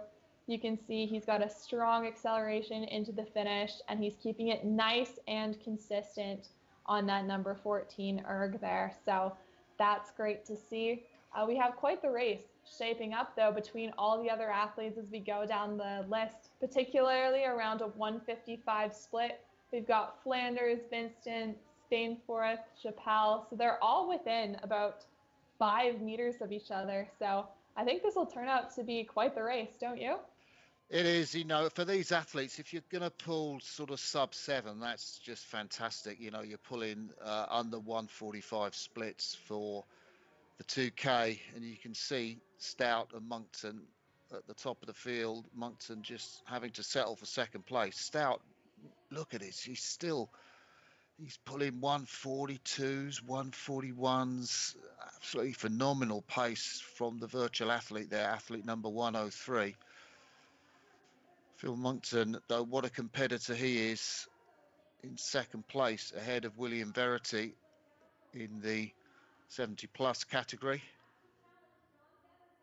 John Sanderson, the American there, rowing in the 65 to 69 category, athlete number 9.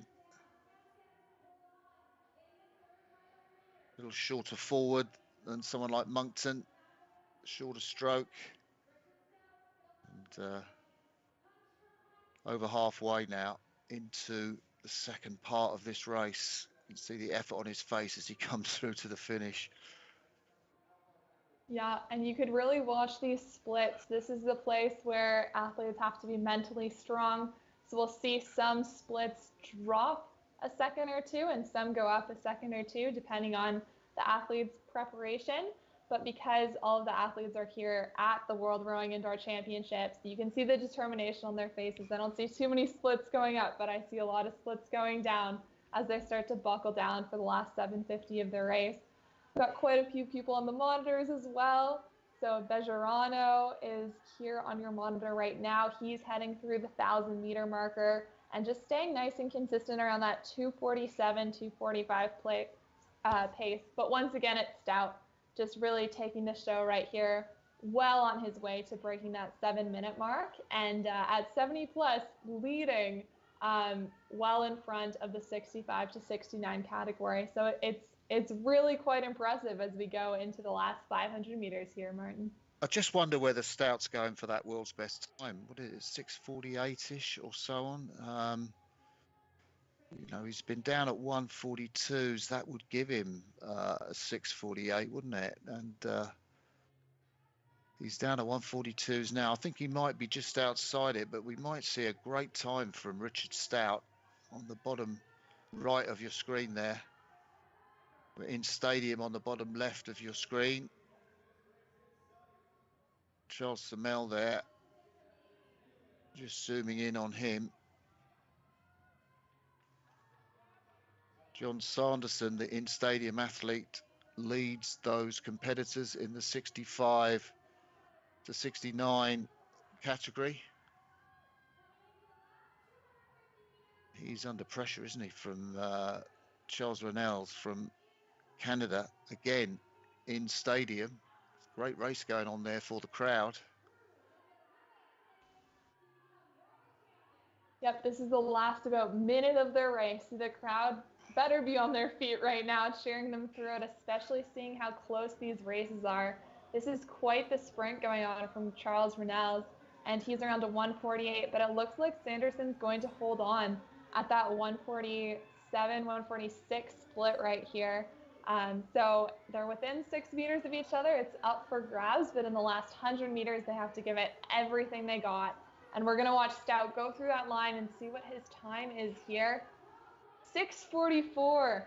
I think that's a new world's best, but I don't know. I will have to be given confirmation of that. I did note it down as 6:48.3, and I don't know if I got that right. We did see Pete Dreisagacker on screen there, together with Richard Stout, but that must be a pretty phenomenal time for a 70-plus athlete. If that is the case, he was really going for it, wasn't he? 71 years of age, Richard Stout. My goodness. And if 6:48 was the time, Philip Moncton just crushed it as well with a 6:47. So really fast times with the leaders of that category.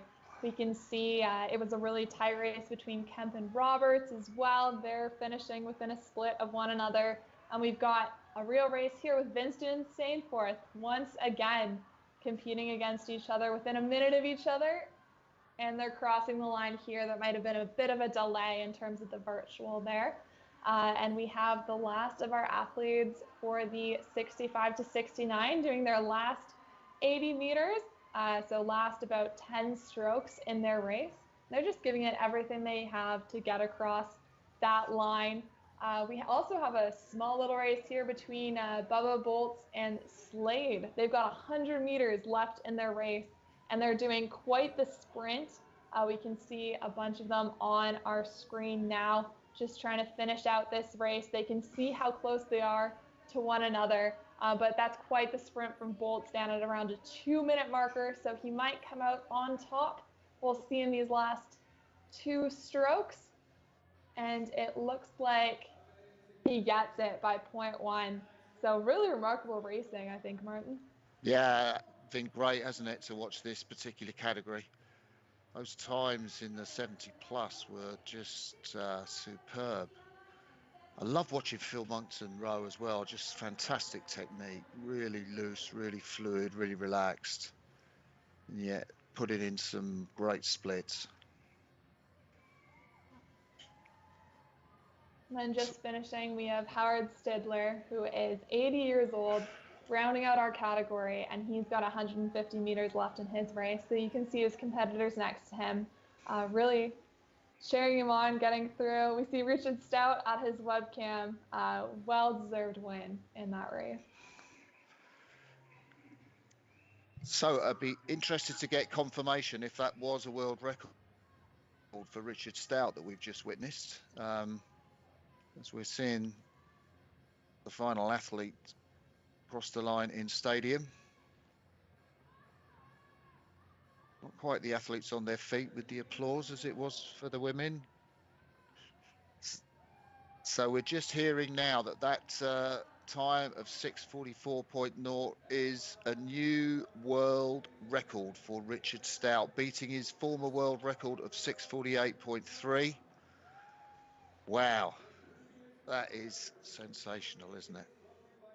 That's incredible. That's really what we're here to see too. This new level of competition, really bringing the best out of our athletes, and that's really what we saw today. My goodness, what did you think of that race, Peter? Fantastic. Anytime you see the bar being pushed on our sport in any age category or otherwise, it's great to see. It just shows the impact that people are having on their training and continuing to push the level upwards. So really, really good to see. And the times are only going to get quicker through the rest of this shift, at least, because we're going to be moving on shortly to the next race. But we can see on the screen here, that's Richard Stout, now holder of the world best time for the 70 plus category, 6:44 flat. An amazing performance from him. So that was the 65 to 69 in the 70 plus category. Next up, we've got the 60 to 64 men's category, another hybrid race here. We've got 13 athletes taking part virtually and 13 taking part in person in the stadium in Mississauga. But here's a quick recap and a few highlights from that last race. Impressive performance from Moncton there. We see he's put everything in it, but it was this man, Richard Stout, at home, in what looks like his living room with perhaps his wife, documenting for his socials later his new world best time. An amazing performance, and great to see all of these athletes still using the Concept 2 to keep themselves fit. Yeah, some standout performance there in the 65 to 69 and 70 plus age categories. But we're going to move on promptly to the next race because we've had a couple of delays through the last few races. Next up, we've got the 60 to 64 men. So 26 athletes taking part in this. Martin, I'll come to you first and then Natasha. Any standout athletes that you put your money on in this race? Well, it's going to be interesting. Again, we had a world record in the last race. The world's best time obviously goes down for the 60 to 64 category. Tom Darling, the American, holds it at 6:20. Not sure we'll get anyone that fast on this race, but some of the athletes, there's a young Canadian, John Campbell, just 60 years of age. Thierry Louvet, the Frenchman, as well. Virtual competitor there. Sorry, not a virtual competitor. He's in-person competitor, isn't he? So let's see how close they can get to that world's best mark.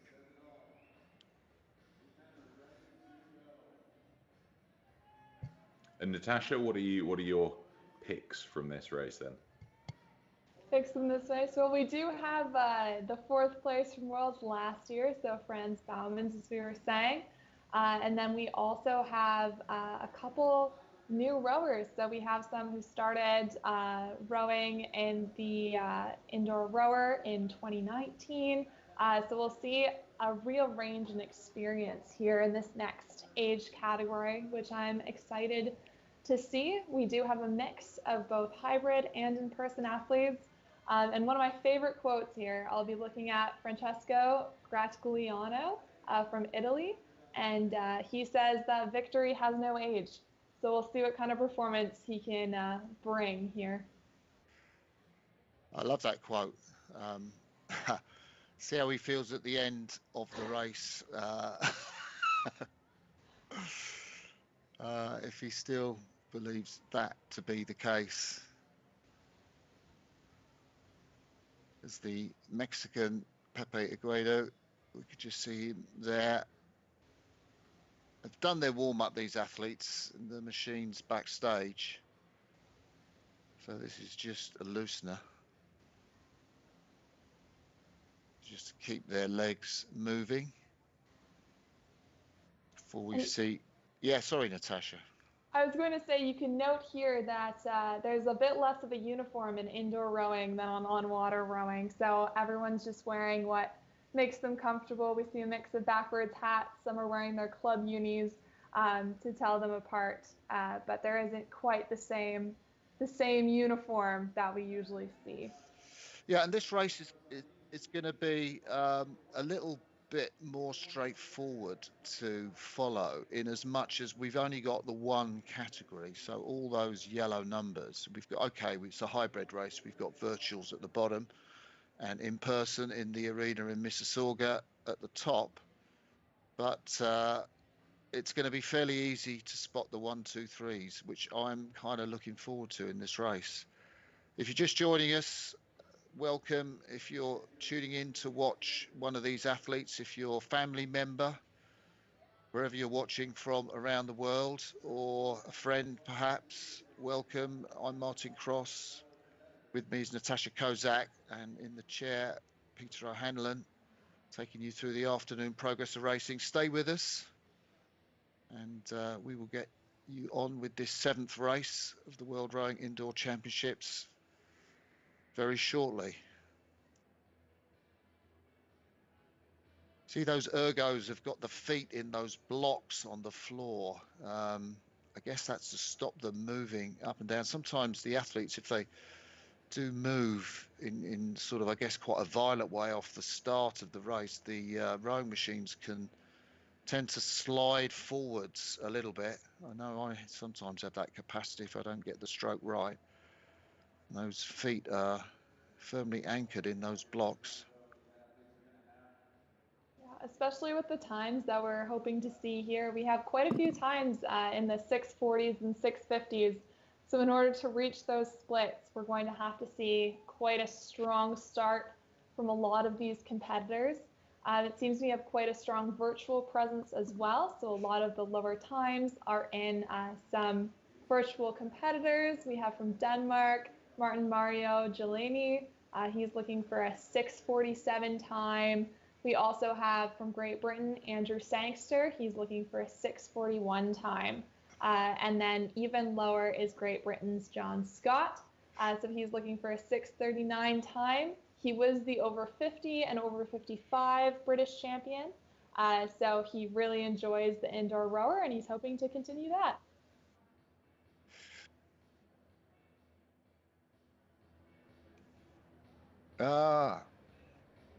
Yeah, so I think we're looking at the oldest female competitor in Canada, rode in the over 70s lightweight category, 91 years of age, I think. We can take a look at now.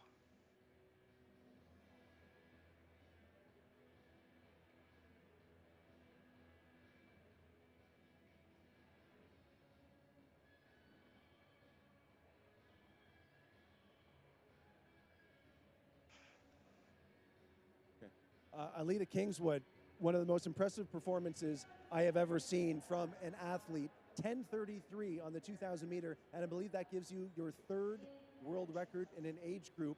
How did that experience feel for you?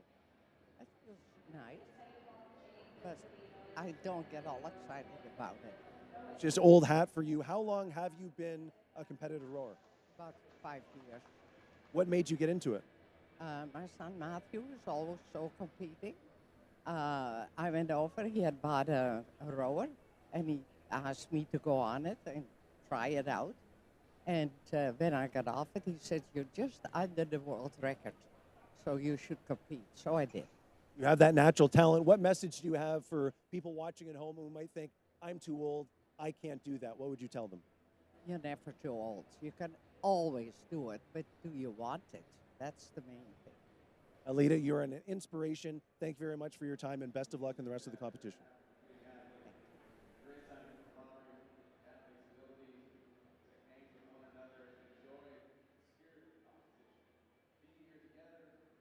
And we're here. So we've got the list of competitors back up on the screen. They're just waiting to start, as we saw. And we have them still warming up, still keeping those muscles warm. We do have quite the variety of countries, once again, involved here. We have from Pakistan, Mohammed Shahzad, and we also have from Malaysia, Kubu Hawk. And so he's been rowing on the Concept 2 erg since for 20 years. So he is quite experienced in that field. And he's been rowing in Penang, Malaysia, one of my favorite countries I've visited so far. So that's quite cool. He's looking to break his qualifying score of 7:54 and looking for a target time of 7:46. So it'll be interesting to see. He is virtual, so he'll be coming to us all the way from Malaysia. And we'll see quite the effort there, as once again, we have people trying to break their own best times, as well as looking at the world's best times for these categories. Can you talk a little bit more about rowing community, Martin? It seems we have people from all over the place, and a lot of these athletes have really gotten to know each other through the virtual rowing community. Yeah, it's a great way to get to know each other, isn't it? And we've had these virtual rowing championships where athletes can compete against each other, but also set scores on the Concept 2 website. And, you know, they can use the ranking tables that Concept 2 have on their website just to see, you know, how their personal best is doing, how athletes, there's Mohammed Shahzad's going through. I think he almost looks like he was praying there a little bit. One of our virtual athletes from Pakistan, qualified in 7:23, the 61-year-old. I mean, it really is amazing. We've got athletes from Malaysia, we've got athletes from Pakistan, we've got Robert Henman from Australia. And that's not.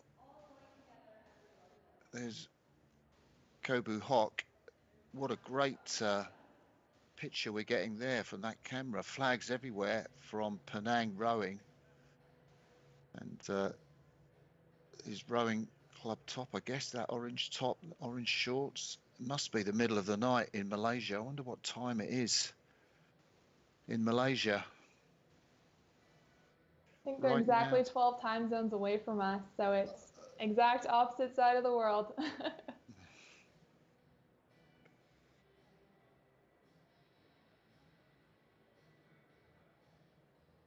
Looks like one of our Italian athletes there. You know, and there is an issue, isn't there, where you've got these two systems, the virtual and the in-person, and you're trying to combine athletes, obviously across the world, and in person, and get them all to start at exactly the same time so they can race each other in the arena and wherever they're competing in the world. Absolutely. And we can see the arena starting to fill up here. So once again, from Mississauga, Toronto, Canada, at the Paramount Fine Food Center, we have a bunch of our athletes competing from the actual venue. So everyone is there cheering them on who's local to see this great event taking place. I think further on we'll hear from the mayor of the city, so we'll be able to see sort of what impact indoor rowing and bringing world rowing here to Canada has had on the community, and hopefully building this sport around this city. Pepe Aguedo, number 51 from Mexico there, the 61-year-old, just moving up and down on the slide. They've probably been told to leave their handles where they are, but I think he feels he's warm enough already. And we haven't had that big sign for the athletes to stop rowing.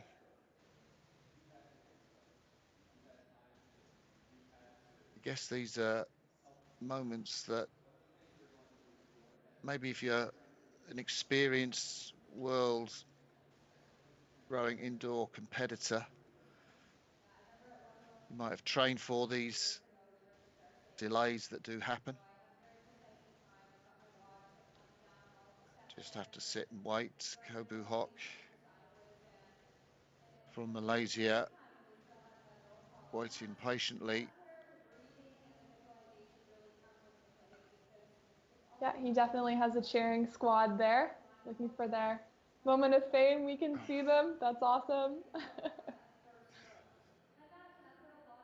Yeah, it's lovely to see. He's got a great picture from his camera as well, all the way from Malaysia.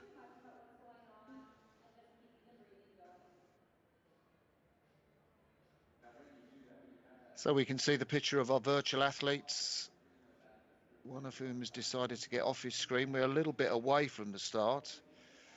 But I guess these athletes are going to be, you know, going off sort of the fastest of them at sort of 135s or something like that as they drive off the front end. Certainly sub 140 as they go through the first 100, 150, 200 meters of the race.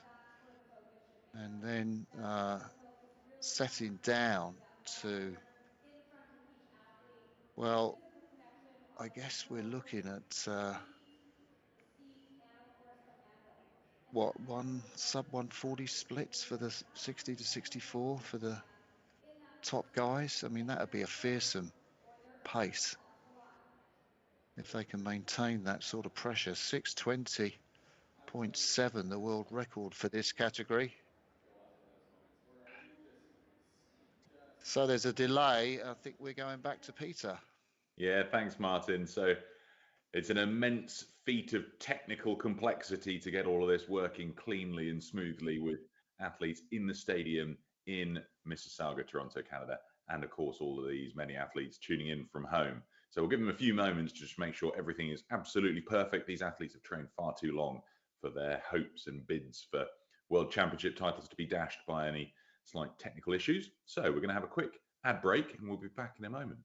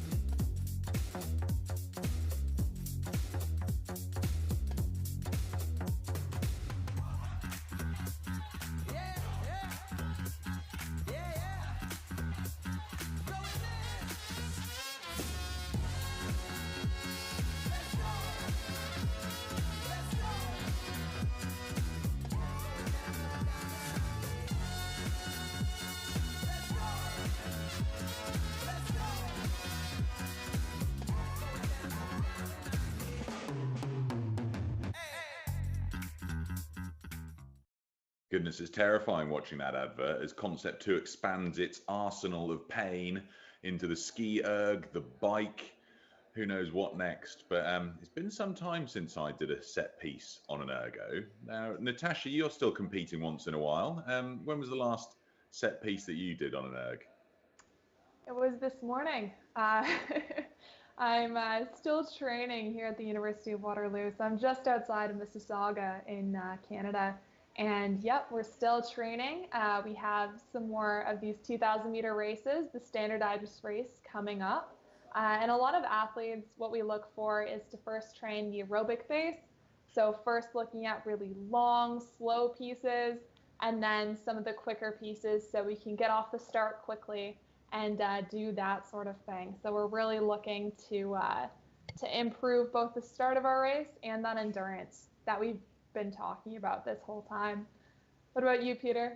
It's been a long time since I did one. I was doing some decent training on the ergo through last year. Perhaps this summer I'll see about getting back on it. I think my PB was a sub-7, but many years ago. So who knows? Maybe inspired by some of these athletes in their 60s getting under sub 7 minutes again, that could trigger me to give it another shot. Looks like this race is about to get started in a few moments. One flywheel still to spin down to a proper stop, I think. That's Andrew Sangster's flywheel, ergo number 107. So I'm sure that will have stopped in a moment. We'll be able to get started with this race. But Martin, you still train regularly on an ergo. About every event I ever go to, you're the first one down the ergo tent as soon as it's vacated of athletes and getting your training in. Yeah, been a bit lax this week, Peter. I did have a go on the target game on the ergometer this week, though, which I quite enjoyed. First time on that game for me, as these athletes look to be in start position. Robert Henman there from Australia. That's quite a laid-back body position, isn't it, to start the first stroke? You can see the contrast between the two athletes, one with their body forward, one with their body quite back. That's quite a difference in technique.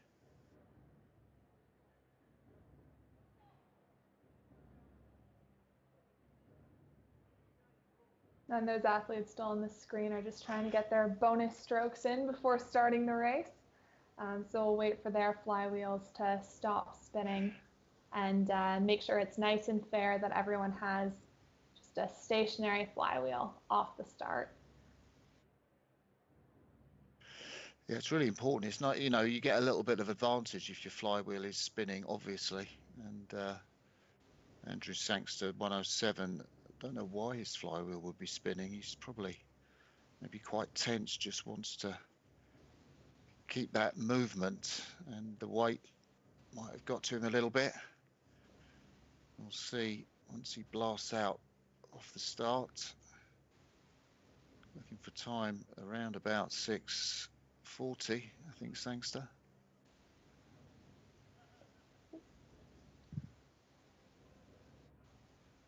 Can't believe the 107's still up there. Must be nearly stopping now. They have been very patient, these athletes. They really have. They're just looking around. There's definitely some organization, but they're all sort of in this together. They know what they're waiting for. And yeah, we have some athletes keeping warm on our webcam now. Well, he's got a fan, hasn't he, this athlete? Not just an in-person fan. So we're getting word from our lovely producer, Manu, that we will be another 2 minutes because the system has to be restarted. And I guess maybe Andrew Sangster's flywheel was going down to a stop and the system didn't pick that up. Massimo Galetti there, the Italian athlete, rowing virtually.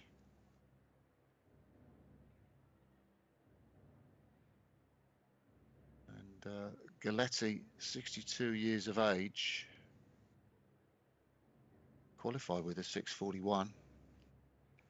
I think Kobu Hock's been the most patient of everybody. He's got such a crowd around him. Yeah, it's definitely one of those things when you get mentally ready for your race, you're ready for it to start and you almost don't want to think about it more.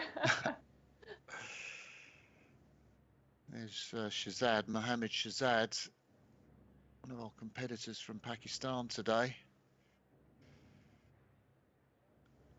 Luca Ayazizi from Italy, another 61-year-old. Not going to go, well, maybe he will go sub-7. He qualified with a 7:04. Hannes Boltz from South Africa, 63 years of age. Slightly slower time for his qualification, 7:44. So I think the system will have been reset now. So all those machines should be still, and we're going to be off just shortly. Pick your handles up, guys. Get ready. And we are off finally.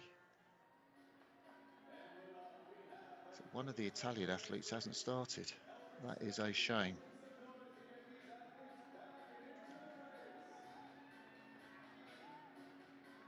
Once again, we can see the difference in technique here. This is actually a great shot along the line of athletes. You can see some are going a little bit higher stroke rate than others as they head through this first 150 meters filled with adrenaline. And we can see the leaderboard start to shake out. So in first right now from Finland, we have Jari Limata holding a 140. Went out nice and strong, but Franz Bowman's that 4th place from last year, he's holding a 138, so he's really looking to keep that strong time that he had when he was competing in the 55 to 59 age category. He looked good there, didn't he? He didn't look like he was, going off too hard. He looked like within himself, and pretty. If you're here watching Franz Bowman's, you got to be pretty encouraged with his start. One of the in-stadium athletes.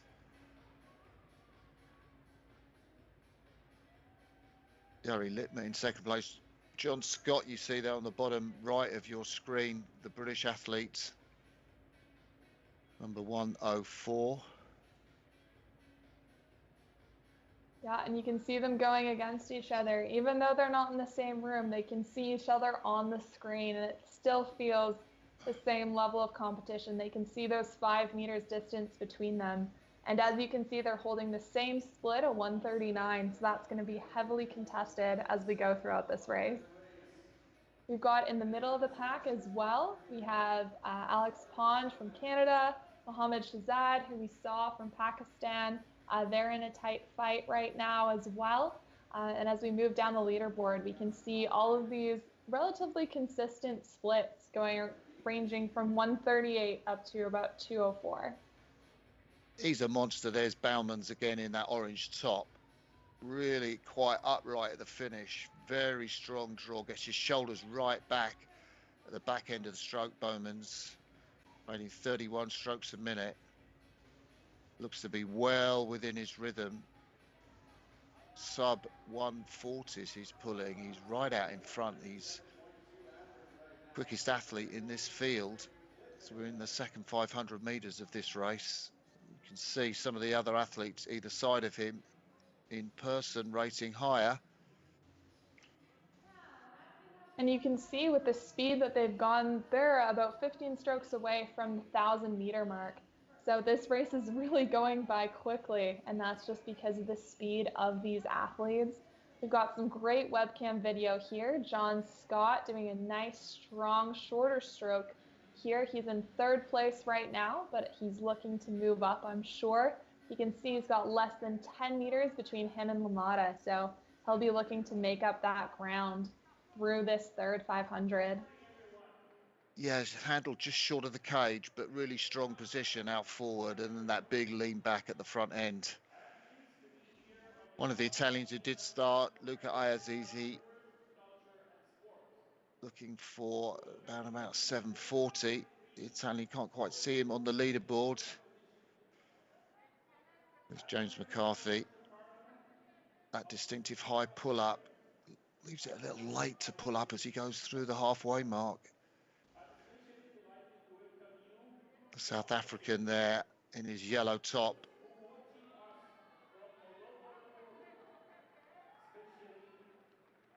And there, who is that athlete there, Natasha? Can't see on my screen. It's not, is that? It's not quite showing for us. Maybe Robert Henman. And over here, we've got Shazad. Yeah, over here we've got Mohamed Shazad. So he is less than 4 meters behind Thierry Levette from France. So this is a virtual competitor, but all the in-person competitors are the ones he is closest to. Kubu Hawk looking really strong as well and keeping that rate nice and high at a 32. He's going around a 204, so he's going to be looking to get that down in his sprint as they're approaching the 500-meter mark, really to try to break that 8-minute marker. But it's Frans Bowmans going through that 500, looking just as strong as he did at the beginning, holding that 1:39 split, and we can only look for him to go faster from here on out. Lamada's dropped off a little bit, but he's very close to John Scott, who's in 3rd place. That's really quite the race forming there, isn't it, Martin? It is quite the race. Littmaner and John Scott, just with 2 or 3 meters between them, and John Scott, he'll see that he's going to pull through. Littmaner from Finland has just moved into 3rd place. John Scott's moved into 2nd. That's a crucial move with the last 500 meters to go, coming up to 250. What has Littmaner got left in his tank? He's 142s to Scott's 138s. Kobu Hawk, I love him there. Look at that. Quite upright style at the front end. Big lean back at the finish. Oh, he's on it. He's out on his feet, Littmaner, isn't he? Out on his feet. Look at the look on his face.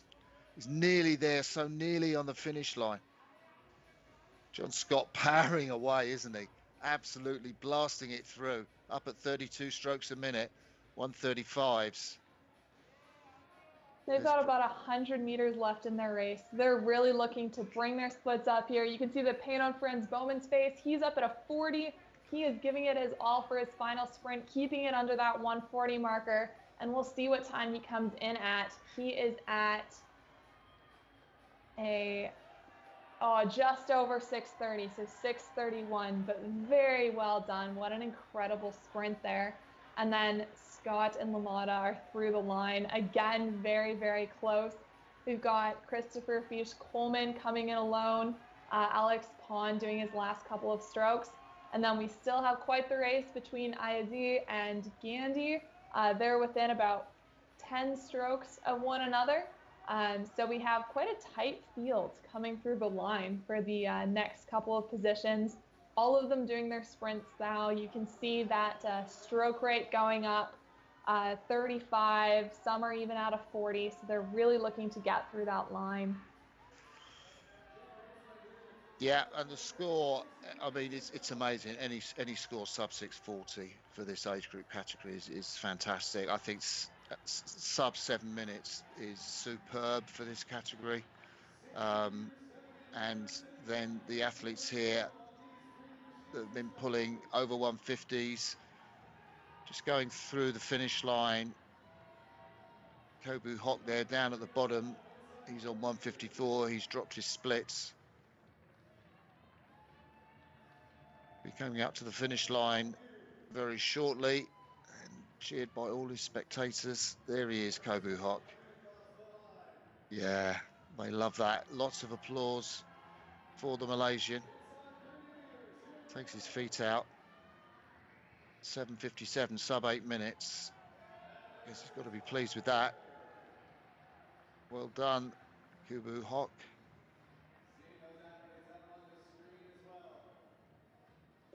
We've got almost all the competitors under 8 minutes here in the 60 to 64 men's category. So it's really quite an incredible showing by all of these athletes. But again, look at that 137.7. Oh, and then we have 137.7 as well from the Italian who's in here. And, Peter, we'll bring it back to you in the studio. Well, that's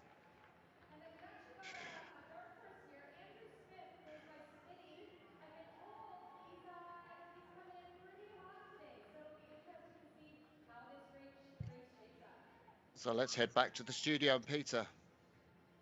Well done, guys. What an exciting race that was. Franz Bowman, absolute domination. He was fourth last year in the younger age category, so he's aged up clearly into the 60 to 64, and he's made his mark in the first event. You must have covered him previously, I'm guessing, Natasha. Has he been at the Canadian Indoor Rowing Champs before? Yes, definitely. Oh, it's great to see athletes sticking with it as well, showing up and some of the more national events and then making it to the World Rowing Indoor Championships. Look at these. I think these are a lot of the starts from a lot of our athletes. They had all that adrenaline, and this is the finish from LaMotta, who really gave it everything he has. But yeah, that's incredible to see. What was your highlight, Martin? Well, I wondered on the end of the screen, I think one of the athletes wasn't registered on our time team. The Italian athlete, was it Galetti? Yeah. And I think Galetti seemed to pull the same time as the Canadian in stadium. And I kind of like to see confirmation of that. The two of them pulled, was it 37.1?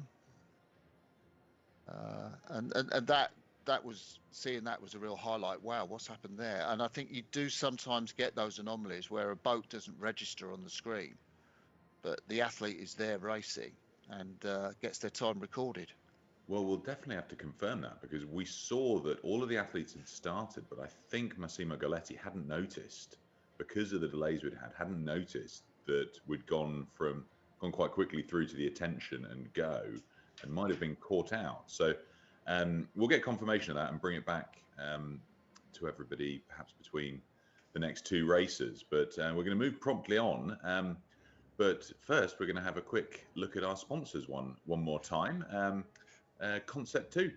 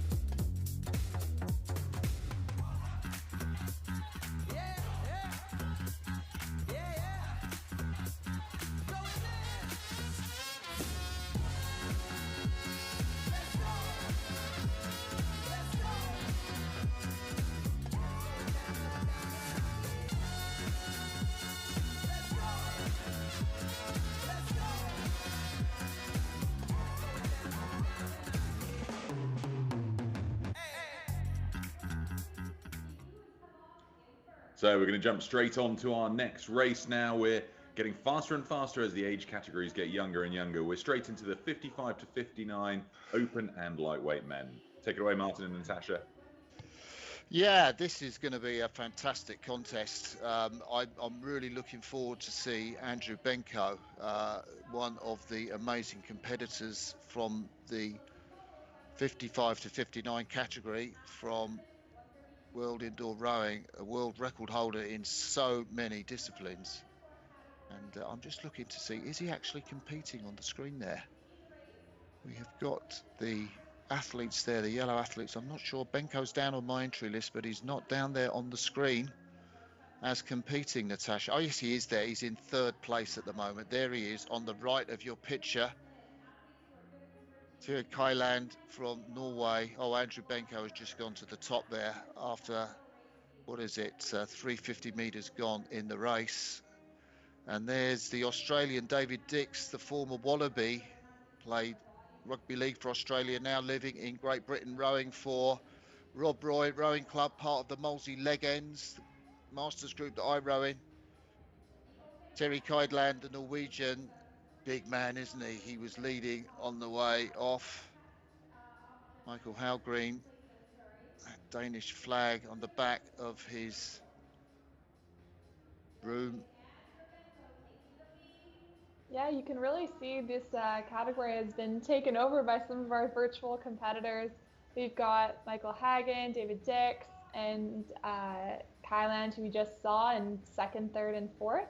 Then we also have Michael Hallgreen, Christophe Grandjean, who also have their webcams on, who are a little bit further down the leaderboard in 7th to 10th. So we have some great virtual competitors coming into this event, as well as our in-person competitors. So we've got Mike Forgeron, one of our Canadian former Olympians. He's out competing here, boat number 2, so he's around a 140 split. But as you can see, it's definitely fast like we've seen in the past. Here's some footage from inside the stadium. We've got Andrew Benko there looking incredibly strong and really heading through almost at that 1K mark. So it's definitely a faster race, isn't it, Martin? Definitely is a faster race, and I love watching Benko. He's so consistent through the middle of his races. Just he's got a fairly sort of short stroke in terms of his reach out the front. Doesn't over compress, so he doesn't come right up to the heels, but it's a very, very strong position. And his pace is absolutely fearsome. On the 134s, David Dix in second place, holder of the marathon, or the was it 100,000 meters world record? I think David Dix, together with David Gillard, that he set over a year or so back in the UK in Surrey. It's of course a much shorter distance, the 2K. Michael Hagen is coming up to David Dix's shoulder, and it's close between those two. Yeah, we have quite the race going on here between second and third place. As you can see, they're both holding around a 136, 137. Here we've got Rossi on our screen. So this is one of our competitors in the light men's category. So he's remoting in from Italy, I can only assume. And he's holding a solid 151 in fourth place right now in the light men's category. And he's against, here we have Stefanowski, who is holding a 146. He's just off the lead in this category. So he's going to be looking to stay really strong through the 750 to try to catch up to Sean Callahan. And here we've got Peter Roberts rounding out the field, and he's holding around a 148 split here. So he is in third place solidly, but being challenged by Rossi, who we saw earlier for the light men's category. So we've got those 4 boats happening right there. But we're heading through the 500-meter marker to the sprint. Martin, take us through it. Yeah, I just love those medals on the wall of Pete Roberts, the Australian there, the Australian lightweight, rowing in the back end of the field. And there we see the competitors really driving through the line. We've got Sean Callahan on screen. Sean Callahan from one of the competitors in our stadium. Andrew Benko still out in front with just 250 meters to go. David Dix from Rob Roy Rowing Club in the UK, the Australian, the former rugby player, holding second place, rating 32, coming under big pressure from Andrew Smith, who's at 137s. He's just not dropping at the moment. Michael Hagen, well, his pace is off there. And Terry Keidland, the Norwegian, has come through. He's got fearsome 135s. Was he saving that to the end there, the Norwegian? Is he going to make it onto the podium? Is he going to get ahead of Andrew Smith? A lot of work to do for the Norwegian, but he's got the power in the sprint. He's 135, 136. He's edging back. Just 10 meters as we come up to the line. I think it's going to be Benko. Look at Benko. He's never changed that rhythm. Just one little grimace on his face from the American world record holder, the man everybody admires and wants to get close to. Andrew Benko finishes 6:09 for Benko. I think that might be another world's best time, you know. David Dix coming in second place. 6:19. He's going to be delighted with that. Andrew Smith in third. I think that might be another world's best time from Benko. He broke the record, I think, in an American contest just a few weeks ago. And it'd be great to get confirmation of that if Benko has set another world's best time. You are right, Martin. He did 6:10.4 in Atlantic City, New Jersey at the US Rowing Indoor National Championship. So he's just beaten it by half a second. Oh, another world's best time. That is sensational. A new world's best time from Andrew. And he's on his Turchi Kaidlan is on his bike doing the wind down. Now that is proper rowing for you, isn't it? On his Concept 2 bike. He's got a whole kit and caboodle up there in his gym, hasn't he? He really does. And we have our last few athletes crossing the line here. Jenkins, Lionel De Nicola, and then we have a tight race here just at the end between two Canadian athletes who are competing in person, Warren Kenny and Nigel Smedmore. So they're just crossing the line here, but we can see David Dorning now in our webcam, competing virtually from in Canada. Christophe Grandjean as well. He did a great job, kind of fell off halfway through, but he's still in 11th place. He's at 650 here, so great work on his end. And then we have our last few athletes in this category crossing the line in the open weight. But still quite the race as well down in the light men's category with a winning time of 6:55, but followed very closely at a 6:58. So really competitive race all throughout. But as you say, Martin, that 6:09.9 time is really going to be something to talk about. This man is a machine. He keeps setting new world's best time. As you get older, you can see the new world's best time in every category being shattered by Andrew Benko and, relentless rhythm. But you could see he knew he was on for it just as he drove for that finish. He knew he was going to win the contest, but he was going for that world's best time. You could see the grimace on his face, and boy, was it something good to look at.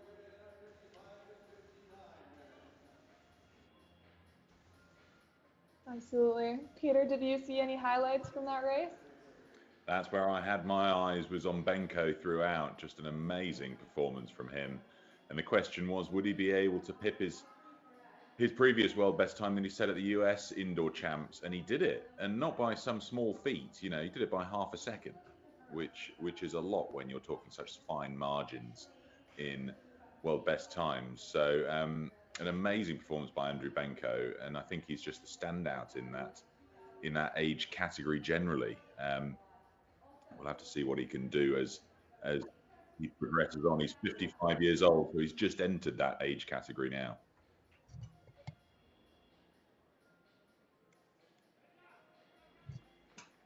Yeah, that was in crossing the line. David Dix, what a great row from the Australian to take a silver medal in the World Rowing Indoor Championships.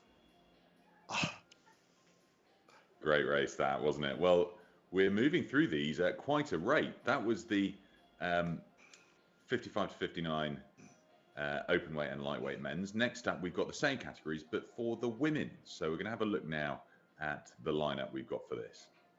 I know you guys have been looking into some of the athletes taking part. So why don't I come to you first, Natasha? Any standout athletes for you in this next race?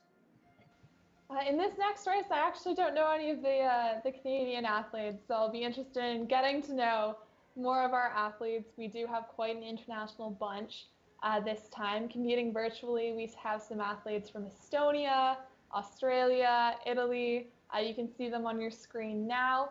Anyone who has over 100, once again, in their boat title is going to be competing virtually. Everyone from 1 to 99 with their boat numbers, they're going to be competing in person.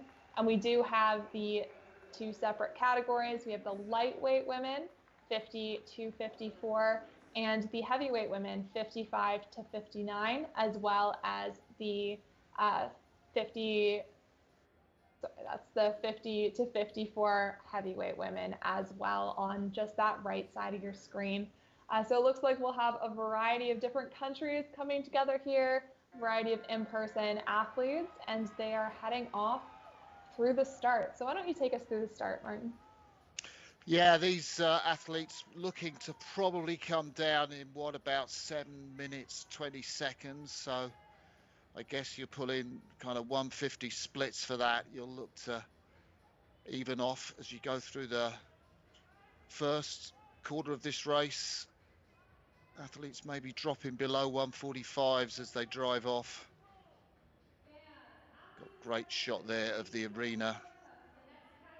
And lovely athlete, that pink seat. I wonder if that's a special seat cover that she's got there. I don't know who it is. The athlete on the end of the row. We need to see the front to see which athlete it is. But you get a great shot down the lane, just like that shot of the eights going off. You see all the different athletes driving off. So in the lightweights, that is Ingrid Avedon, who is out in front. Ingrid Avedon from South Africa, qualified with a 7:53, target time of 7:45 from the South African, just ahead of Nathalie Vilchenot from France, and those two putting distance between them and the rest of the field. What about the in-person athletes, Natasha? The in-person athletes, well, we do actually have someone I know. Janet Bolton is going to be competing, so she's looking for around an 8-minute time.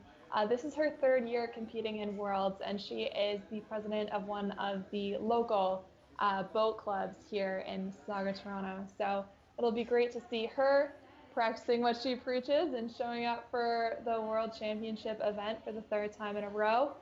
We've got Nancy Cook from the US. She was the 2022 silver medalist for this age category.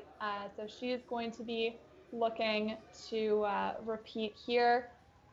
She's rowing alongside her teammate also from the US. We've got Risa Ashbacher, and you can see she's got a nice long stroke here, really pulling nice and strong through the finish. That hard acceleration shows a lot of training, I find, as we go through the first about 500 meters of this race as they approach the 1,300 to go. Yeah, Ashbacher definitely, you could see her on the bottom right. Lovely rowing style, really loose as she comes out for that recovery. Just beautiful relaxation, and then taking that front end of the stroke in those big muscles. There is the South African.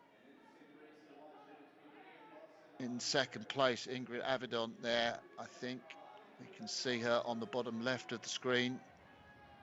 Nathalie Vilchenot, the French lightweight, has just moved through. It's a great contest between those two virtual athletes competing in this event.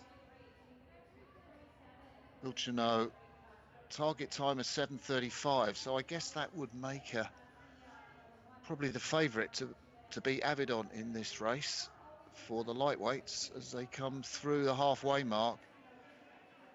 She does look like she's suffering as she comes through 1,000 meters. Avedon has got a head down at the front end of the stroke. Look at the contrast with Ashbacher there.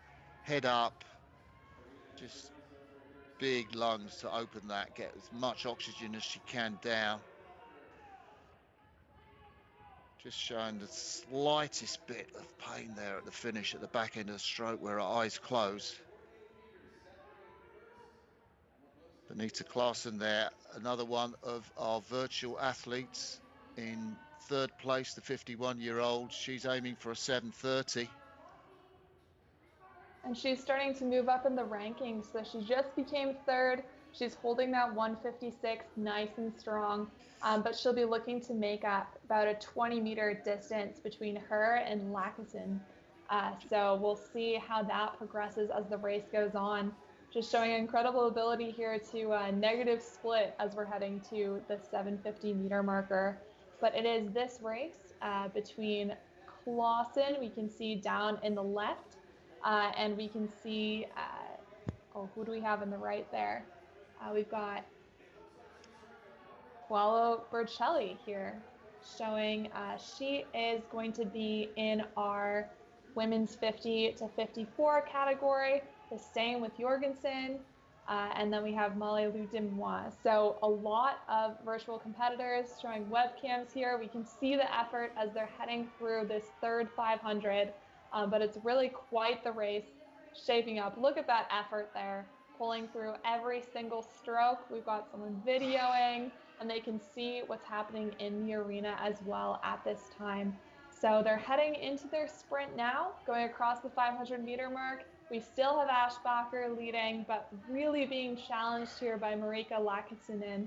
And then in the lightweight women's race, we have Villachenot, and she is really leading here by about 30 meters. And then our leader is going to be Nancy Cook from the US for the 55 to 59 category. Distinctive style from Avedon, isn't it? That head down, Candice Heine there, rowing with her paddles, the Canoe Club paddles on the wall behind her, the fan just keeping her cool.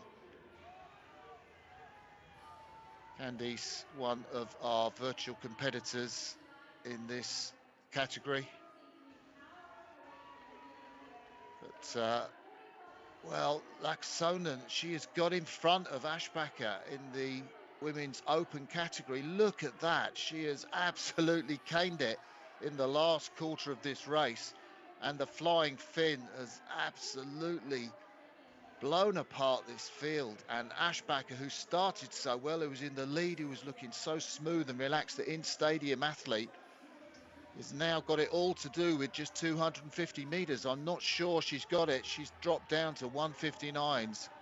Laaksonen from Finland has taken the race to everybody. You called it, Natasha, when you saw her. That was a brilliant move from the Finn. She's looking for around about, she qualified in 7:25, but she's going to be going through the finish faster than that.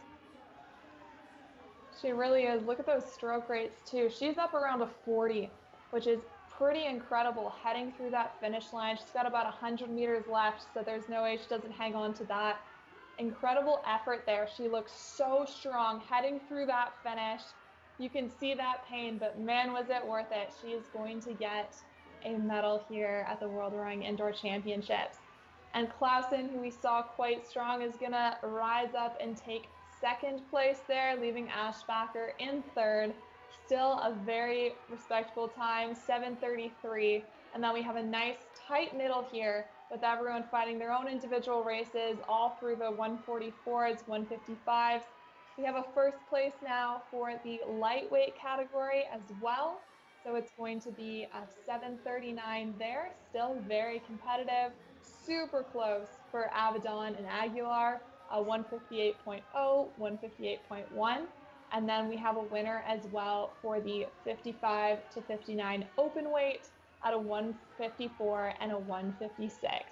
So really quite the incredible racing. We have all of our first place crossing the line. We can see Avedon there.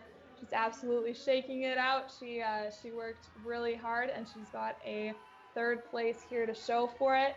We've got Paola from Italy. She's just finishing up. We have our last few athletes taking their last few strokes.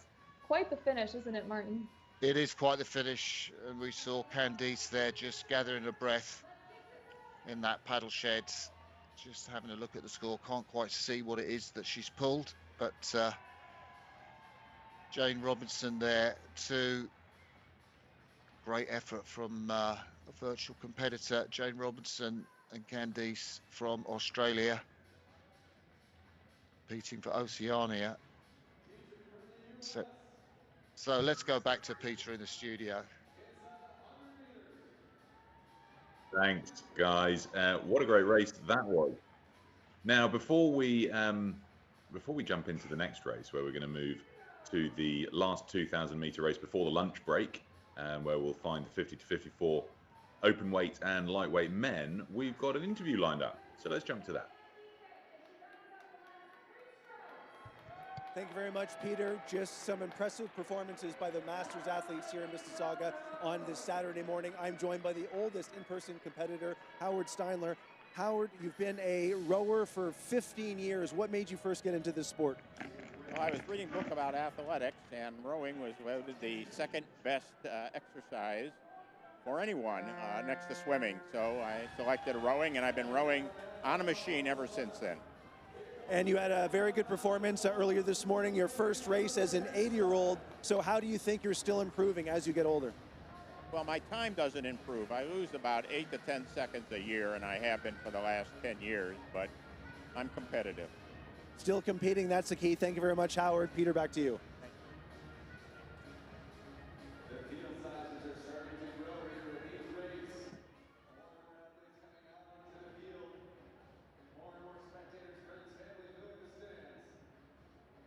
Right, we're going to jump straight in to the next race. Great to hear from Mike on the floor there with one of the oldest athletes taking part in the 2023 World Rowing Indoor Championships so far. This next race has started already.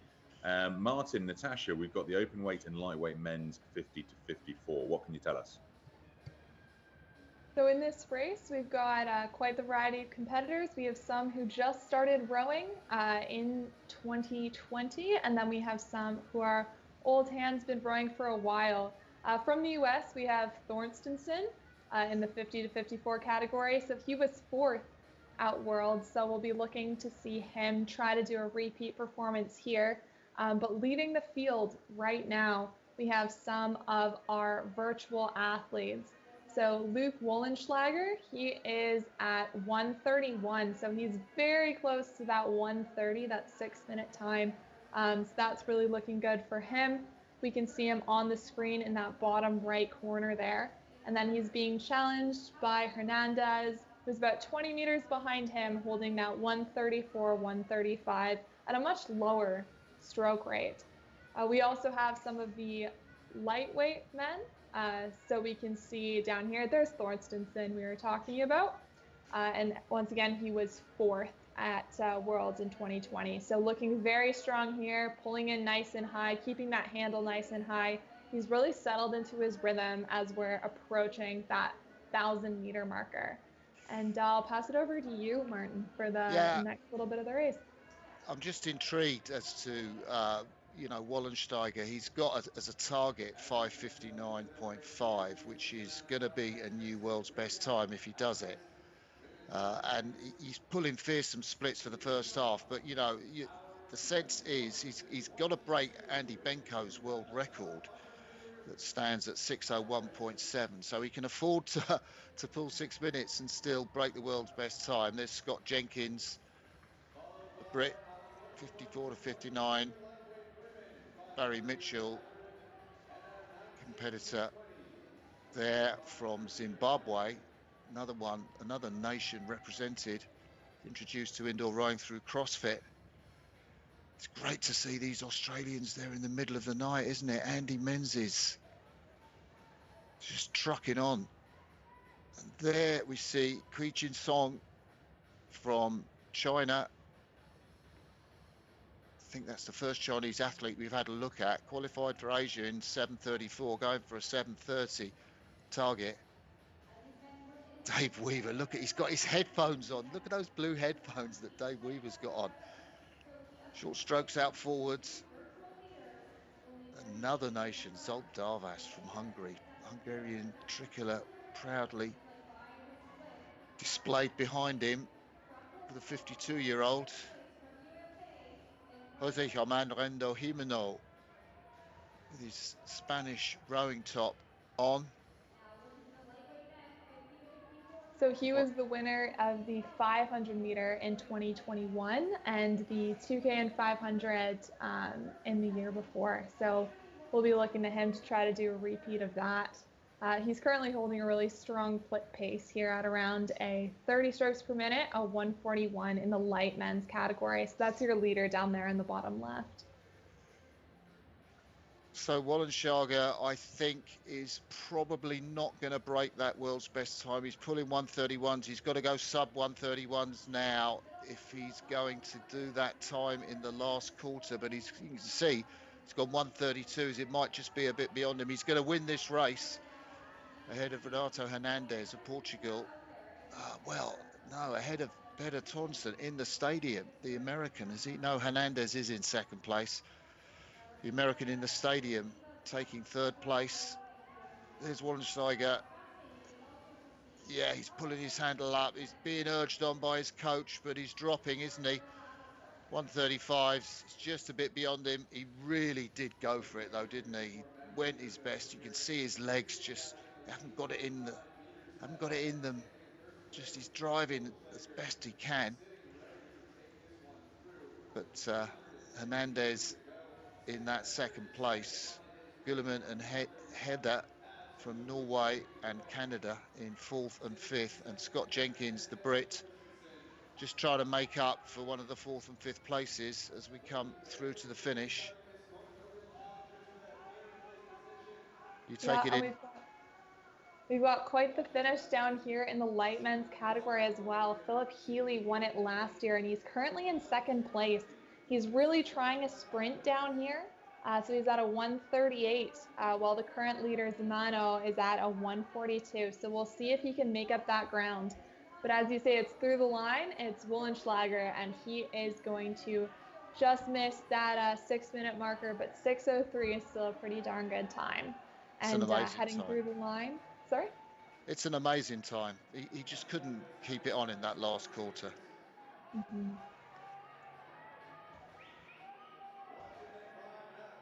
There's the 2nd place athlete, Hernandez. Loads of supporters there. Great to see all those supporters there for the Portuguese athletes.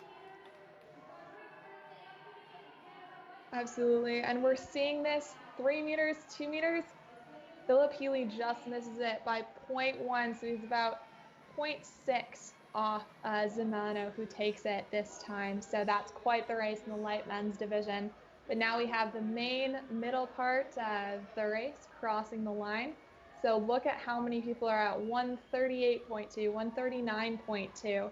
We have another tie here for Philip Pierce and Darren Hoare, both at 6:37. So they're going to be very, very close, both sharing 8th place. And then we have quite a few athletes around the 143 mark. So really, really tight finishes in this race. All of these athletes can see how close they are to the boat in front of them. Here we have Leifken Leifson. He came in 5th here, and he's got a real celebration with all the flags behind him. Well done by that athlete. The last few, Wayne McDowell, Jamie Lett, and Matthias Kruger are going to head through the line here. We've got Gregory Cook. We'll see some people on webcams just recovering. It's just a few moments after they're finished. But really great effort in this men's 50 to 54 and light men's 50 to 54 category, don't you think? Yeah, see the gloves on some of the athletes there. Hibano using gloves. That athlete who did so well in the 500 meters, moving up to 2,000 meters in the lightweight men's category. Finished in 2nd place in that. 6:16 for Greg Cook for lightweights. That is a very quick time, I think. Is that right? Greg Cook did 6:16. I think that is potentially, is that a new world's best time? For the light men, I think we need confirmation on whether or not that is, but yeah, very quick time. Almost 3rd place, also in the 50 to 54 heavy men. So very, very close there. And we'll go through, I guess, some highlights from the race. Peter, did you want to weigh in? Yeah, that was pretty cool, wasn't it? I mean, just getting so close to 6 minutes. I'm just waiting for someone to pit their way under it. Good to see the support here, though, as we said, for Renato Hernandez in Portugal. Some of the coastal coaches I recognised there, making sure that he had the right atmosphere to give him his best chance of a high-performing score. But that was the last of the 2K races before lunch. So not long until the lunch break over there in Mississauga, Toronto, Canada, for the 2023 World Rowing Indoor Championships. We're moving on now to a batch of 3 500-meter races for the junior men and women. The first of the 3 500-meter races is for the open weight and lightweight women's 19 to 20 and 21 to 22 category. So, Martin, things pivoting now as we move from 2K to 5K. What's that going to mean for athletes' race strategies? Is it just an all-out sprint now for 500 meters? Yeah, you think you could do an all-out sprint, wouldn't you? Particularly after watching the 2K, but you can't. You've got to get into a rhythm. You're going to blast off for those 10 strokes, but you've basically got to manage to keep it in your legs for the last 10 strokes. So you have to find a rhythm through the middle 300 meters and then take it up towards the end. So, you know, it's going to be a similar race strategy. It'll be interesting to see if anyone does go off too fast and you see them tail off towards the end. But world's best time, in Concept 2 world's best times, they're for 19 to 29 category, I think. And that's held by Elena Buriak at 124.5. So I guess for these women, the lightweight's 133.6, Sophia Meekin from Switzerland. We're going to be looking at around about the 130s or 129s or something like that for these young women. What about your pacing, Natasha? Are you going to have to pace 500 meters? I think so. I think so, especially with the dashes. You can go off strong, but you need to have something left in your legs so you can't burn it all, as they say, before you hit that 250-meter mark. What we're probably going to see, though, in terms of stroke rates, is up around 40 strokes, 45 strokes per minute for the first 10. They'll probably go down to, I'm assuming, for those holding around the 130s, just a high 38 to 40 stroke rate until we hit 200 meters to go. And then once we hit 200 meters to go, that's when we figure out who went too hard at the beginning and who still has something left. So we'll really be looking in the last 200 meters. That's where a lot of switching is going to take place between those who paced it well and those who maybe have too much left and those who don't have enough left. But we do have some women challenging for that low 130s time. From Estonia, we have Lisa Marie Lane, who is a 133.7 for her qualification score. We also have, and that would be a virtual competitor from Estonia. In person as well, we also have the world champion from last year, from Denmark. We have Hansen, who's going to be the one to watch with a best time of 130.7. And she's really going to challenge herself here and go to a 129.9. So we'll see if she can hold on to that. But it's going to be a very quick race. A minute and a half is not a lot of time. So we'll really have to keep track of all of these competitors, don't you think, Martin? Yeah, it really is. It's going to be fast and furious, but that's what we like to see. Be fascinating to see someone go sub 130. You know, it's so tough, particularly if you're a lightweight woman. You're weighing in at 61.5 kilos. That's the maximum weight that any of these women can be. Ada Haikla from Finland there. She's been through a warm-up routine, so she's just easing it around there.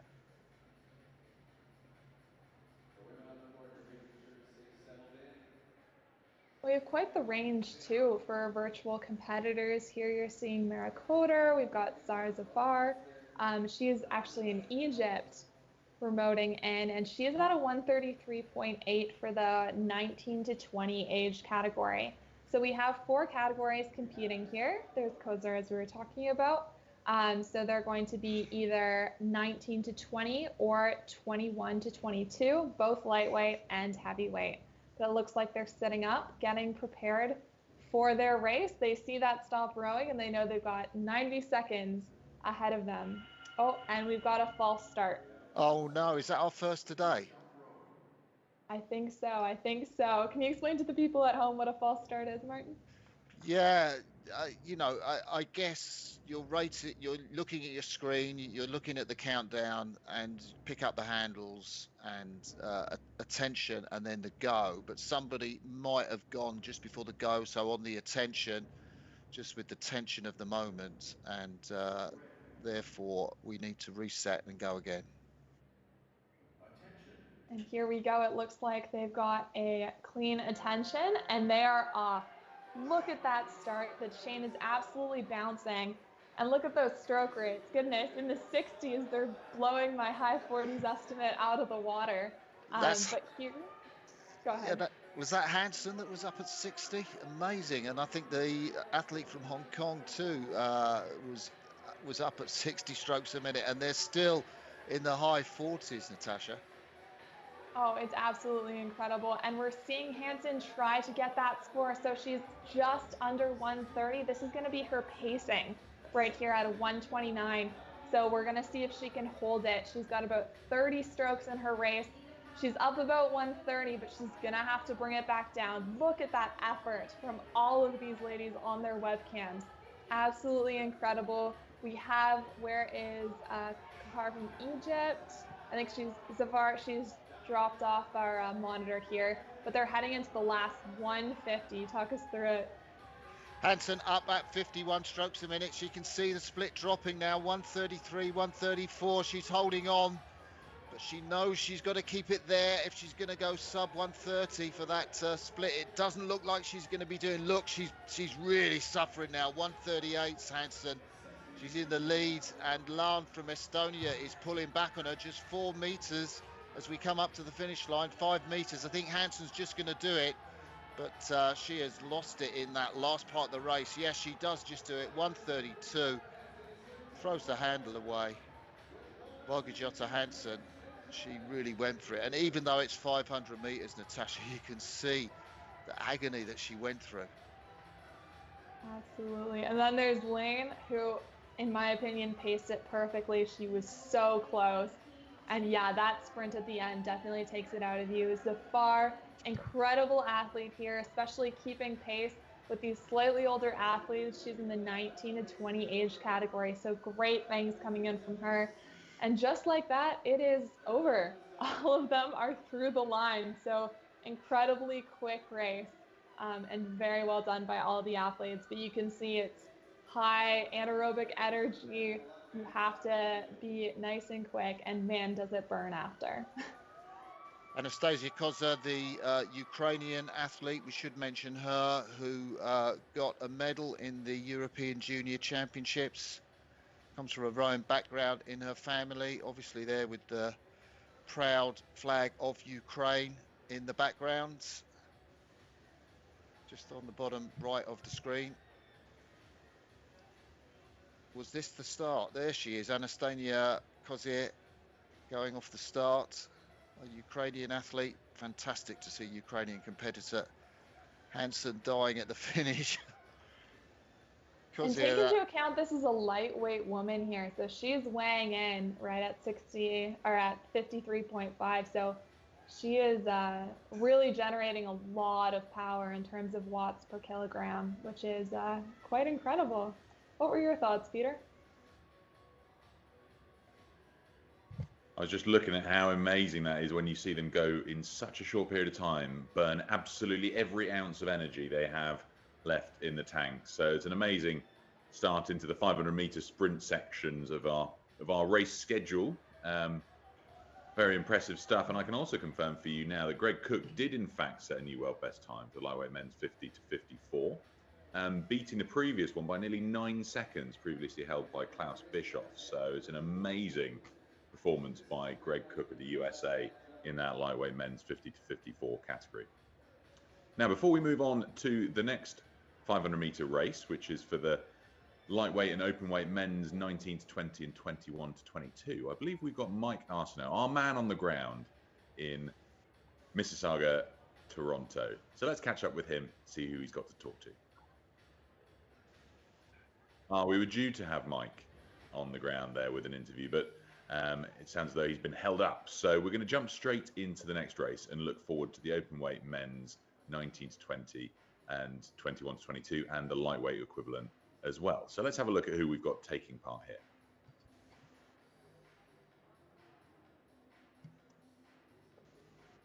Tough to judge with relatively young athletes making their way out from the junior format into this World Rowing Indoor Championships arena. What have you spotted here, Martin, in terms of one to look out for? Well, I think we can definitely hope that we're getting a sub 130 from these athletes. A lot of the athletes, as you see, are virtual. The French athlete, Emile Deaco, is it? Deroux, I think he's pulled a 120 to qualify. If I'm reading on my splits right, which is a fearsome score. He'll be very tough to beat. But athletes from Mexico, the Kingdom of Saudi Arabia. Now, Hamza Zakur is competing in person, the athlete for the Kingdom of Saudi Arabia. I guess he must be studying in Canada or in the USA at least. I'm sure, and he has a target time of around a 125. So we're really going to be looking at these low 120 scores for these men. We can see Great Britain, Evan Coffey, he'll be one to look for. He's got a target time of 120.0. So we'll see what happens there. But we also have some new athletes here. So we've got Harrison Cormier and Mohamed Hamini. Both are from the University of Waterloo. They're rowing for the Cambridge Rowing Club, but both started rowing this year. And I had the privilege of watching them start rowing. So it's great to see competitors local to Canada coming to the World Rowing Indoor Championships as well. Yeah, it's interesting. You've got athletes actually in the arena. Evan Coffey, as you mentioned, from Britain, and Hamza Zakur from the Kingdom of Saudi Arabia. Also, the Mexican athlete, is it Gayton? Kevin Gayton in the arena, the 21-year-old. So real mix of nationalities in person here as well as virtual. Absolutely. But I think some of the virtual competitors as well will be some to watch.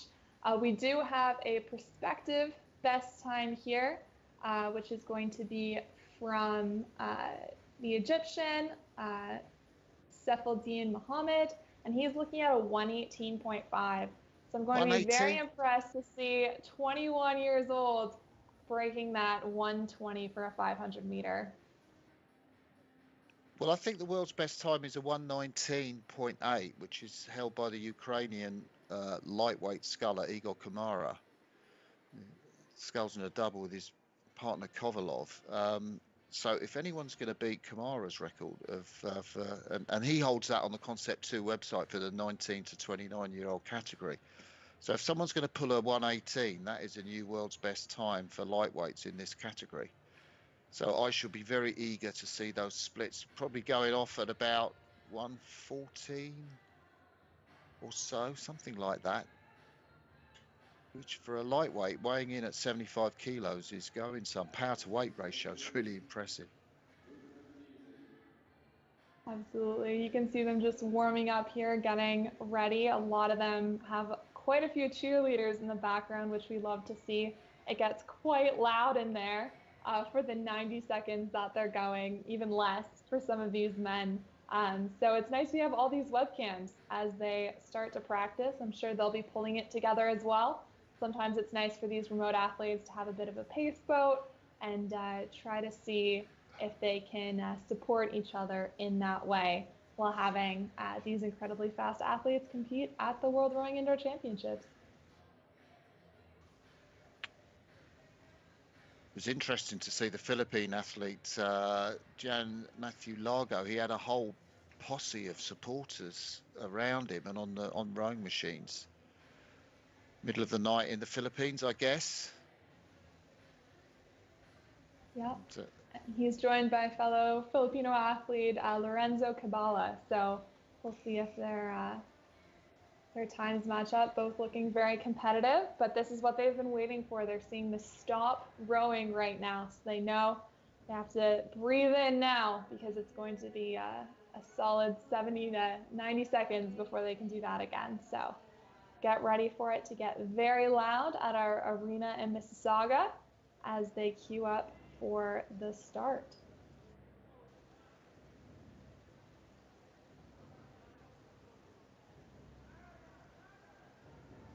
Here, I think they're just seeing the stop rowing. We've got two virtual athletes that they're just waiting for. So they're all going to be staying in this position for a bit. And then we've got a ready, attention. And they're off. Whoa, look at that drive there. Look at the short slide. They are just going through the roof. The British athlete, not Liam Jenkins, the British athlete Ewan Coffey, perhaps not quite so high with the rating, but a lot on the power. And yeah, we saw those 1:15s from the South African, Jean-Jacques Rousseau. And, well, if he is going to break that world's best time, he's got to be holding those splits through the 200-meter mark to go. But it does look impressive at the moment. Coffey in second place, tremendous from the Brit. The Egyptian is right in there, pulling those 120s, 11 meters behind. And then it's Deroux, the Frenchman, in fourth place, who's got a good lead, hasn't he, over the Mexican. And it looks like he's holding it. He's down at a 118. Let's see if he can hold it for 10 more strokes. He has to stay underneath, but he's been under this whole time, up at a 42, 43 stroke rate. Let's see if he can keep it. He's at a 120, and I'm sure they're just cheering for him to hold on through the last 5 strokes of his race. He might have it. He's up here at a 48, 49 stroke rate, and we'll see what he pulls through the finish. A 116. A 116. Oh my God, that's a new world record for Jean-Jacques Rousseau. Amazing for the is that the open weight category? No, he's not a lightweight, is he? No, that's the open weight category. No, I was going to say, I thought that was a new world record. I mean, really. 116 is a fearsome time. My apologies there for confusing between the lightweight world's best time and that fantastic performance from Rousseau. Grew up on a farm in Groblersdal, a small town in the Limpopo province in South Africa. And it's great to see athletes hitting the splits that they were going for as well. We can see that Mohammed in second place, he was going for that 118.5, 118.1. So really hitting their personal best here. You can see him celebrating over on the webcams. Just a great performance all around. I think a lot of goals were met here, which is really nice to see. Yeah, it was great to see that, wasn't it? And 2 sub 120. Evan Coffey, the Brit, just couldn't quite get a podium place, just 0.1 of a second off Deroux, the virtual athlete, the Frenchman. In fact, first 3 places went to virtual athletes. Kevin Gale, the Canadian, came in 7th place in stadium. And Harrison Cormet, second behind Liam Jenkins, also in stadium. Let's go back to the studio. Thanks, Martin. Yeah, they're over in a flash, aren't they? But certainly gets the energy rising as they're racing for just over a minute and covering 500 meters. So impressive stuff nonetheless. I mean, 116.1 for the South African, an amazing performance by him. And I think we'll have our eyes peeled to see how he progresses up through the age brackets, and if he stays on it, maybe he'll be competing with some of the seniors when it comes to the 500-meter sprint, which we'll look forward to in the next day and a half's worth of racing. We've got one 500-meter race left before the lunch break, so we're going to jump to that next. It's the 19 to 20 age group, open weight and lightweight men's. So it's a similar sort of set of times we're going to be looking for here. I guess that sets the benchmark of times to look at. What do you think of this then, Martin? Yeah, it certainly does set the benchmark of times, doesn't it? And I think if we can see the open weight guys get close to 116, that's going to be phenomenal. I think it's going to be a challenge. I'm just thinking of those numbers on the rowing machine, and there's a long time since I've seen any of those numbers. But they've got young legs, they're motivated. All these athletes are going to be virtual athletes, so there's no in-person athletes in the arena. We've seen the last of our arena competition for this morning. That's this morning in Canada, of course, middle of the night in Australia. But we are now going to our last competition, which is all virtual. Just 500 meters. They're 2 years younger than the times we were looking at a minute ago. So If we were at the other end of the age spectrum, that would mean that they might be quicker. But I think at this end of the age spectrum, it would be a challenge for them to get under 120. So that is the benchmark. A few of these guys have set themselves that target of getting under 120. But it's going to be a tall order when the 22-year-olds, we only saw 2 go sub 120. So that's, I think, where we'll have our eyes peeled. But there's the field then, Natasha. Any call outs from you? Just all the Egyptian athletes. We've got great Yeah. representation coming out of Egypt, which is awesome to see. We've got 2 teammates here, Yassine and Germal, and they're looking at a 120.3 and a 120.2. So you can bet there's a lot of competition and within the country, as well as coming to the World Rowing Indoor Championships, competing against each other. So we'll definitely be seeing good times from them. And then the Ukrainian Artem Zakharov with a 117.8. So again, looking for breaking that 120 marker. But as we saw, it took a 50 stroke rate and incredible pacing to get underneath that. So really looking forward to that here as well. We have both the lightweight and the heavyweight categories. So we'll definitely see a little bit of a difference there in terms of generating that maximum power. But yeah, great to see all of the representation. Yeah, it is fantastic to see all of the representation. And, you know, I was thinking about what you said, Peter. You would bet that these younger guys, 2 years younger at this age, are going to be not able to get the 116 that the South African got in that last race. But you never know, really. You never know with, motivation. And I've seen a few 20, 21-year-olds that have broken some phenomenal times on the Concept 2 ergo.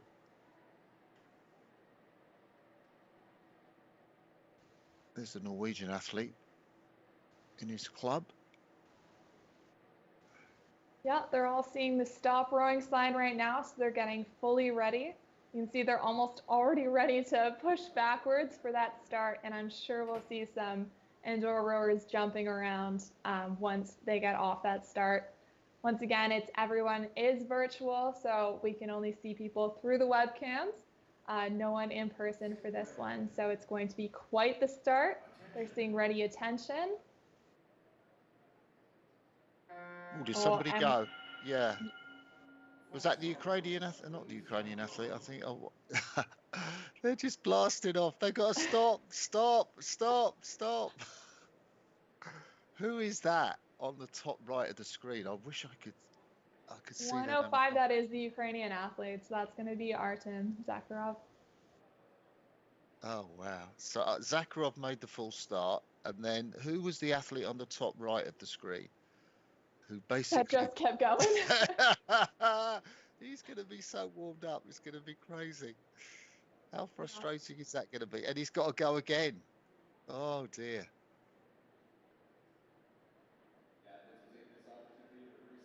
This is their time to just calm back down. There was a false start. It happens. But they're going to go off again. So he has to be a little bit careful here, Artem, that he doesn't get another false start. Oh, and we have another one. They're just too keen to go. Yeah. I guess you're going to get more in 500 meters. If I was the athlete, did I see the Filipino athletes rowing away there? Still rowing away on screen. I wondered if it was them. No, so that one is going to be our Egyptian athlete, Yassine. Our Egyptian athlete. I would have full started just to get a bit more rest, actually.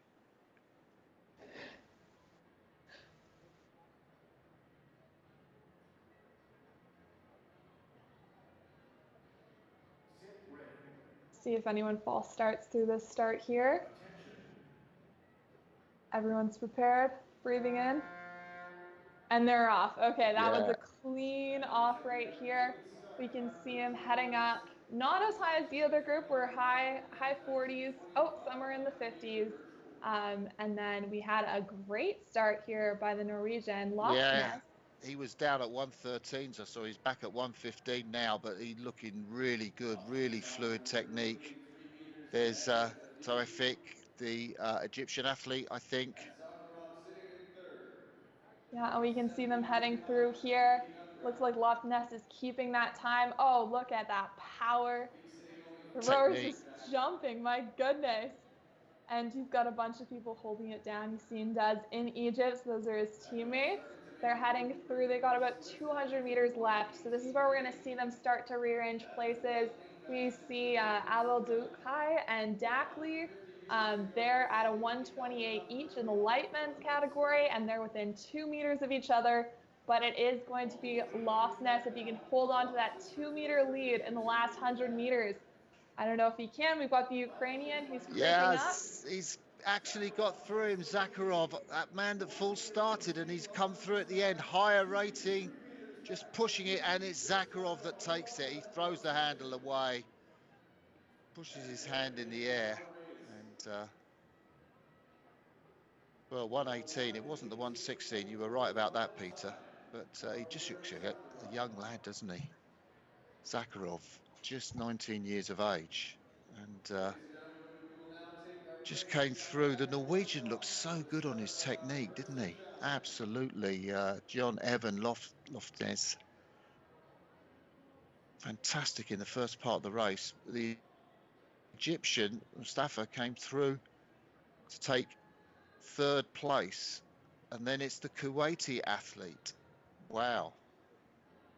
Youssef Abdulhadi, who is competing here for Asia, who wins the lightweight category in 126. Look at that recap, my goodness. And there's Loch Ness, really linear motion there. There's Artem, so happy about the finish. My goodness, that's some power that we see from these athletes, don't you think, Peter? Yeah, that's amazing. I mean, I did enjoy you saying, Martin, I'd have false started just for some extra rest. I did wonder if anybody's got their speakers turned on, they might have taken that tip. Nobody did follow through, though. It would be that nerve-wracking thing, I think, as a young junior athlete. Do I false start? That's a good idea. The commentator said so. I would have done it. But yeah, tricky stuff because the tension's so high and these junior athletes still building their race experience. It can be quite tough to be on top of that tension and making sure that they've got their race strategy in mind when somebody else might have false started and upset what they had planned. But that's the first block of racing, the first of 4 blocks of racing done in our 2-day weekend for the World Rowing Indoor Championships for 2023. My name is Peter O'Hanlon. I've been your anchor here in our virtual studio, joined by Martin Cross and Natasha Kozak. And then on the floor in the arena in Mississauga, Toronto, we have Mike Arsenault. So we're going to jump to Mike quickly and see what the atmosphere is like there.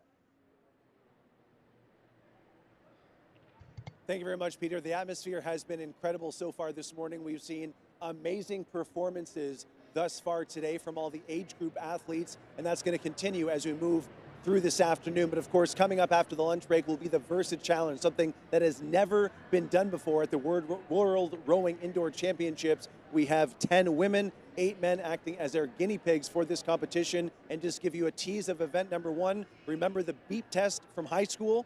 Will be something like that coming up after the lunch break. Peter? Great to hear directly from the arena in Mississauga, Toronto. That's Mike Arsenault telling us about some of the latest activity. So as I said, my name is Peter Hanlon. I've been the anchor here for this morning's session, and we've had Martin Cross and Natasha Kozak bring us some of the colour and action from the racing itself. Just before we wrap up for lunch, Martin, a quick highlight from you from today so far? Well, I think Andrew Benko, actually. Absolutely loved watching him break another world record, world's best time. The guy's a machine. And, you know, great racing as well from the guy in second place, David Dix.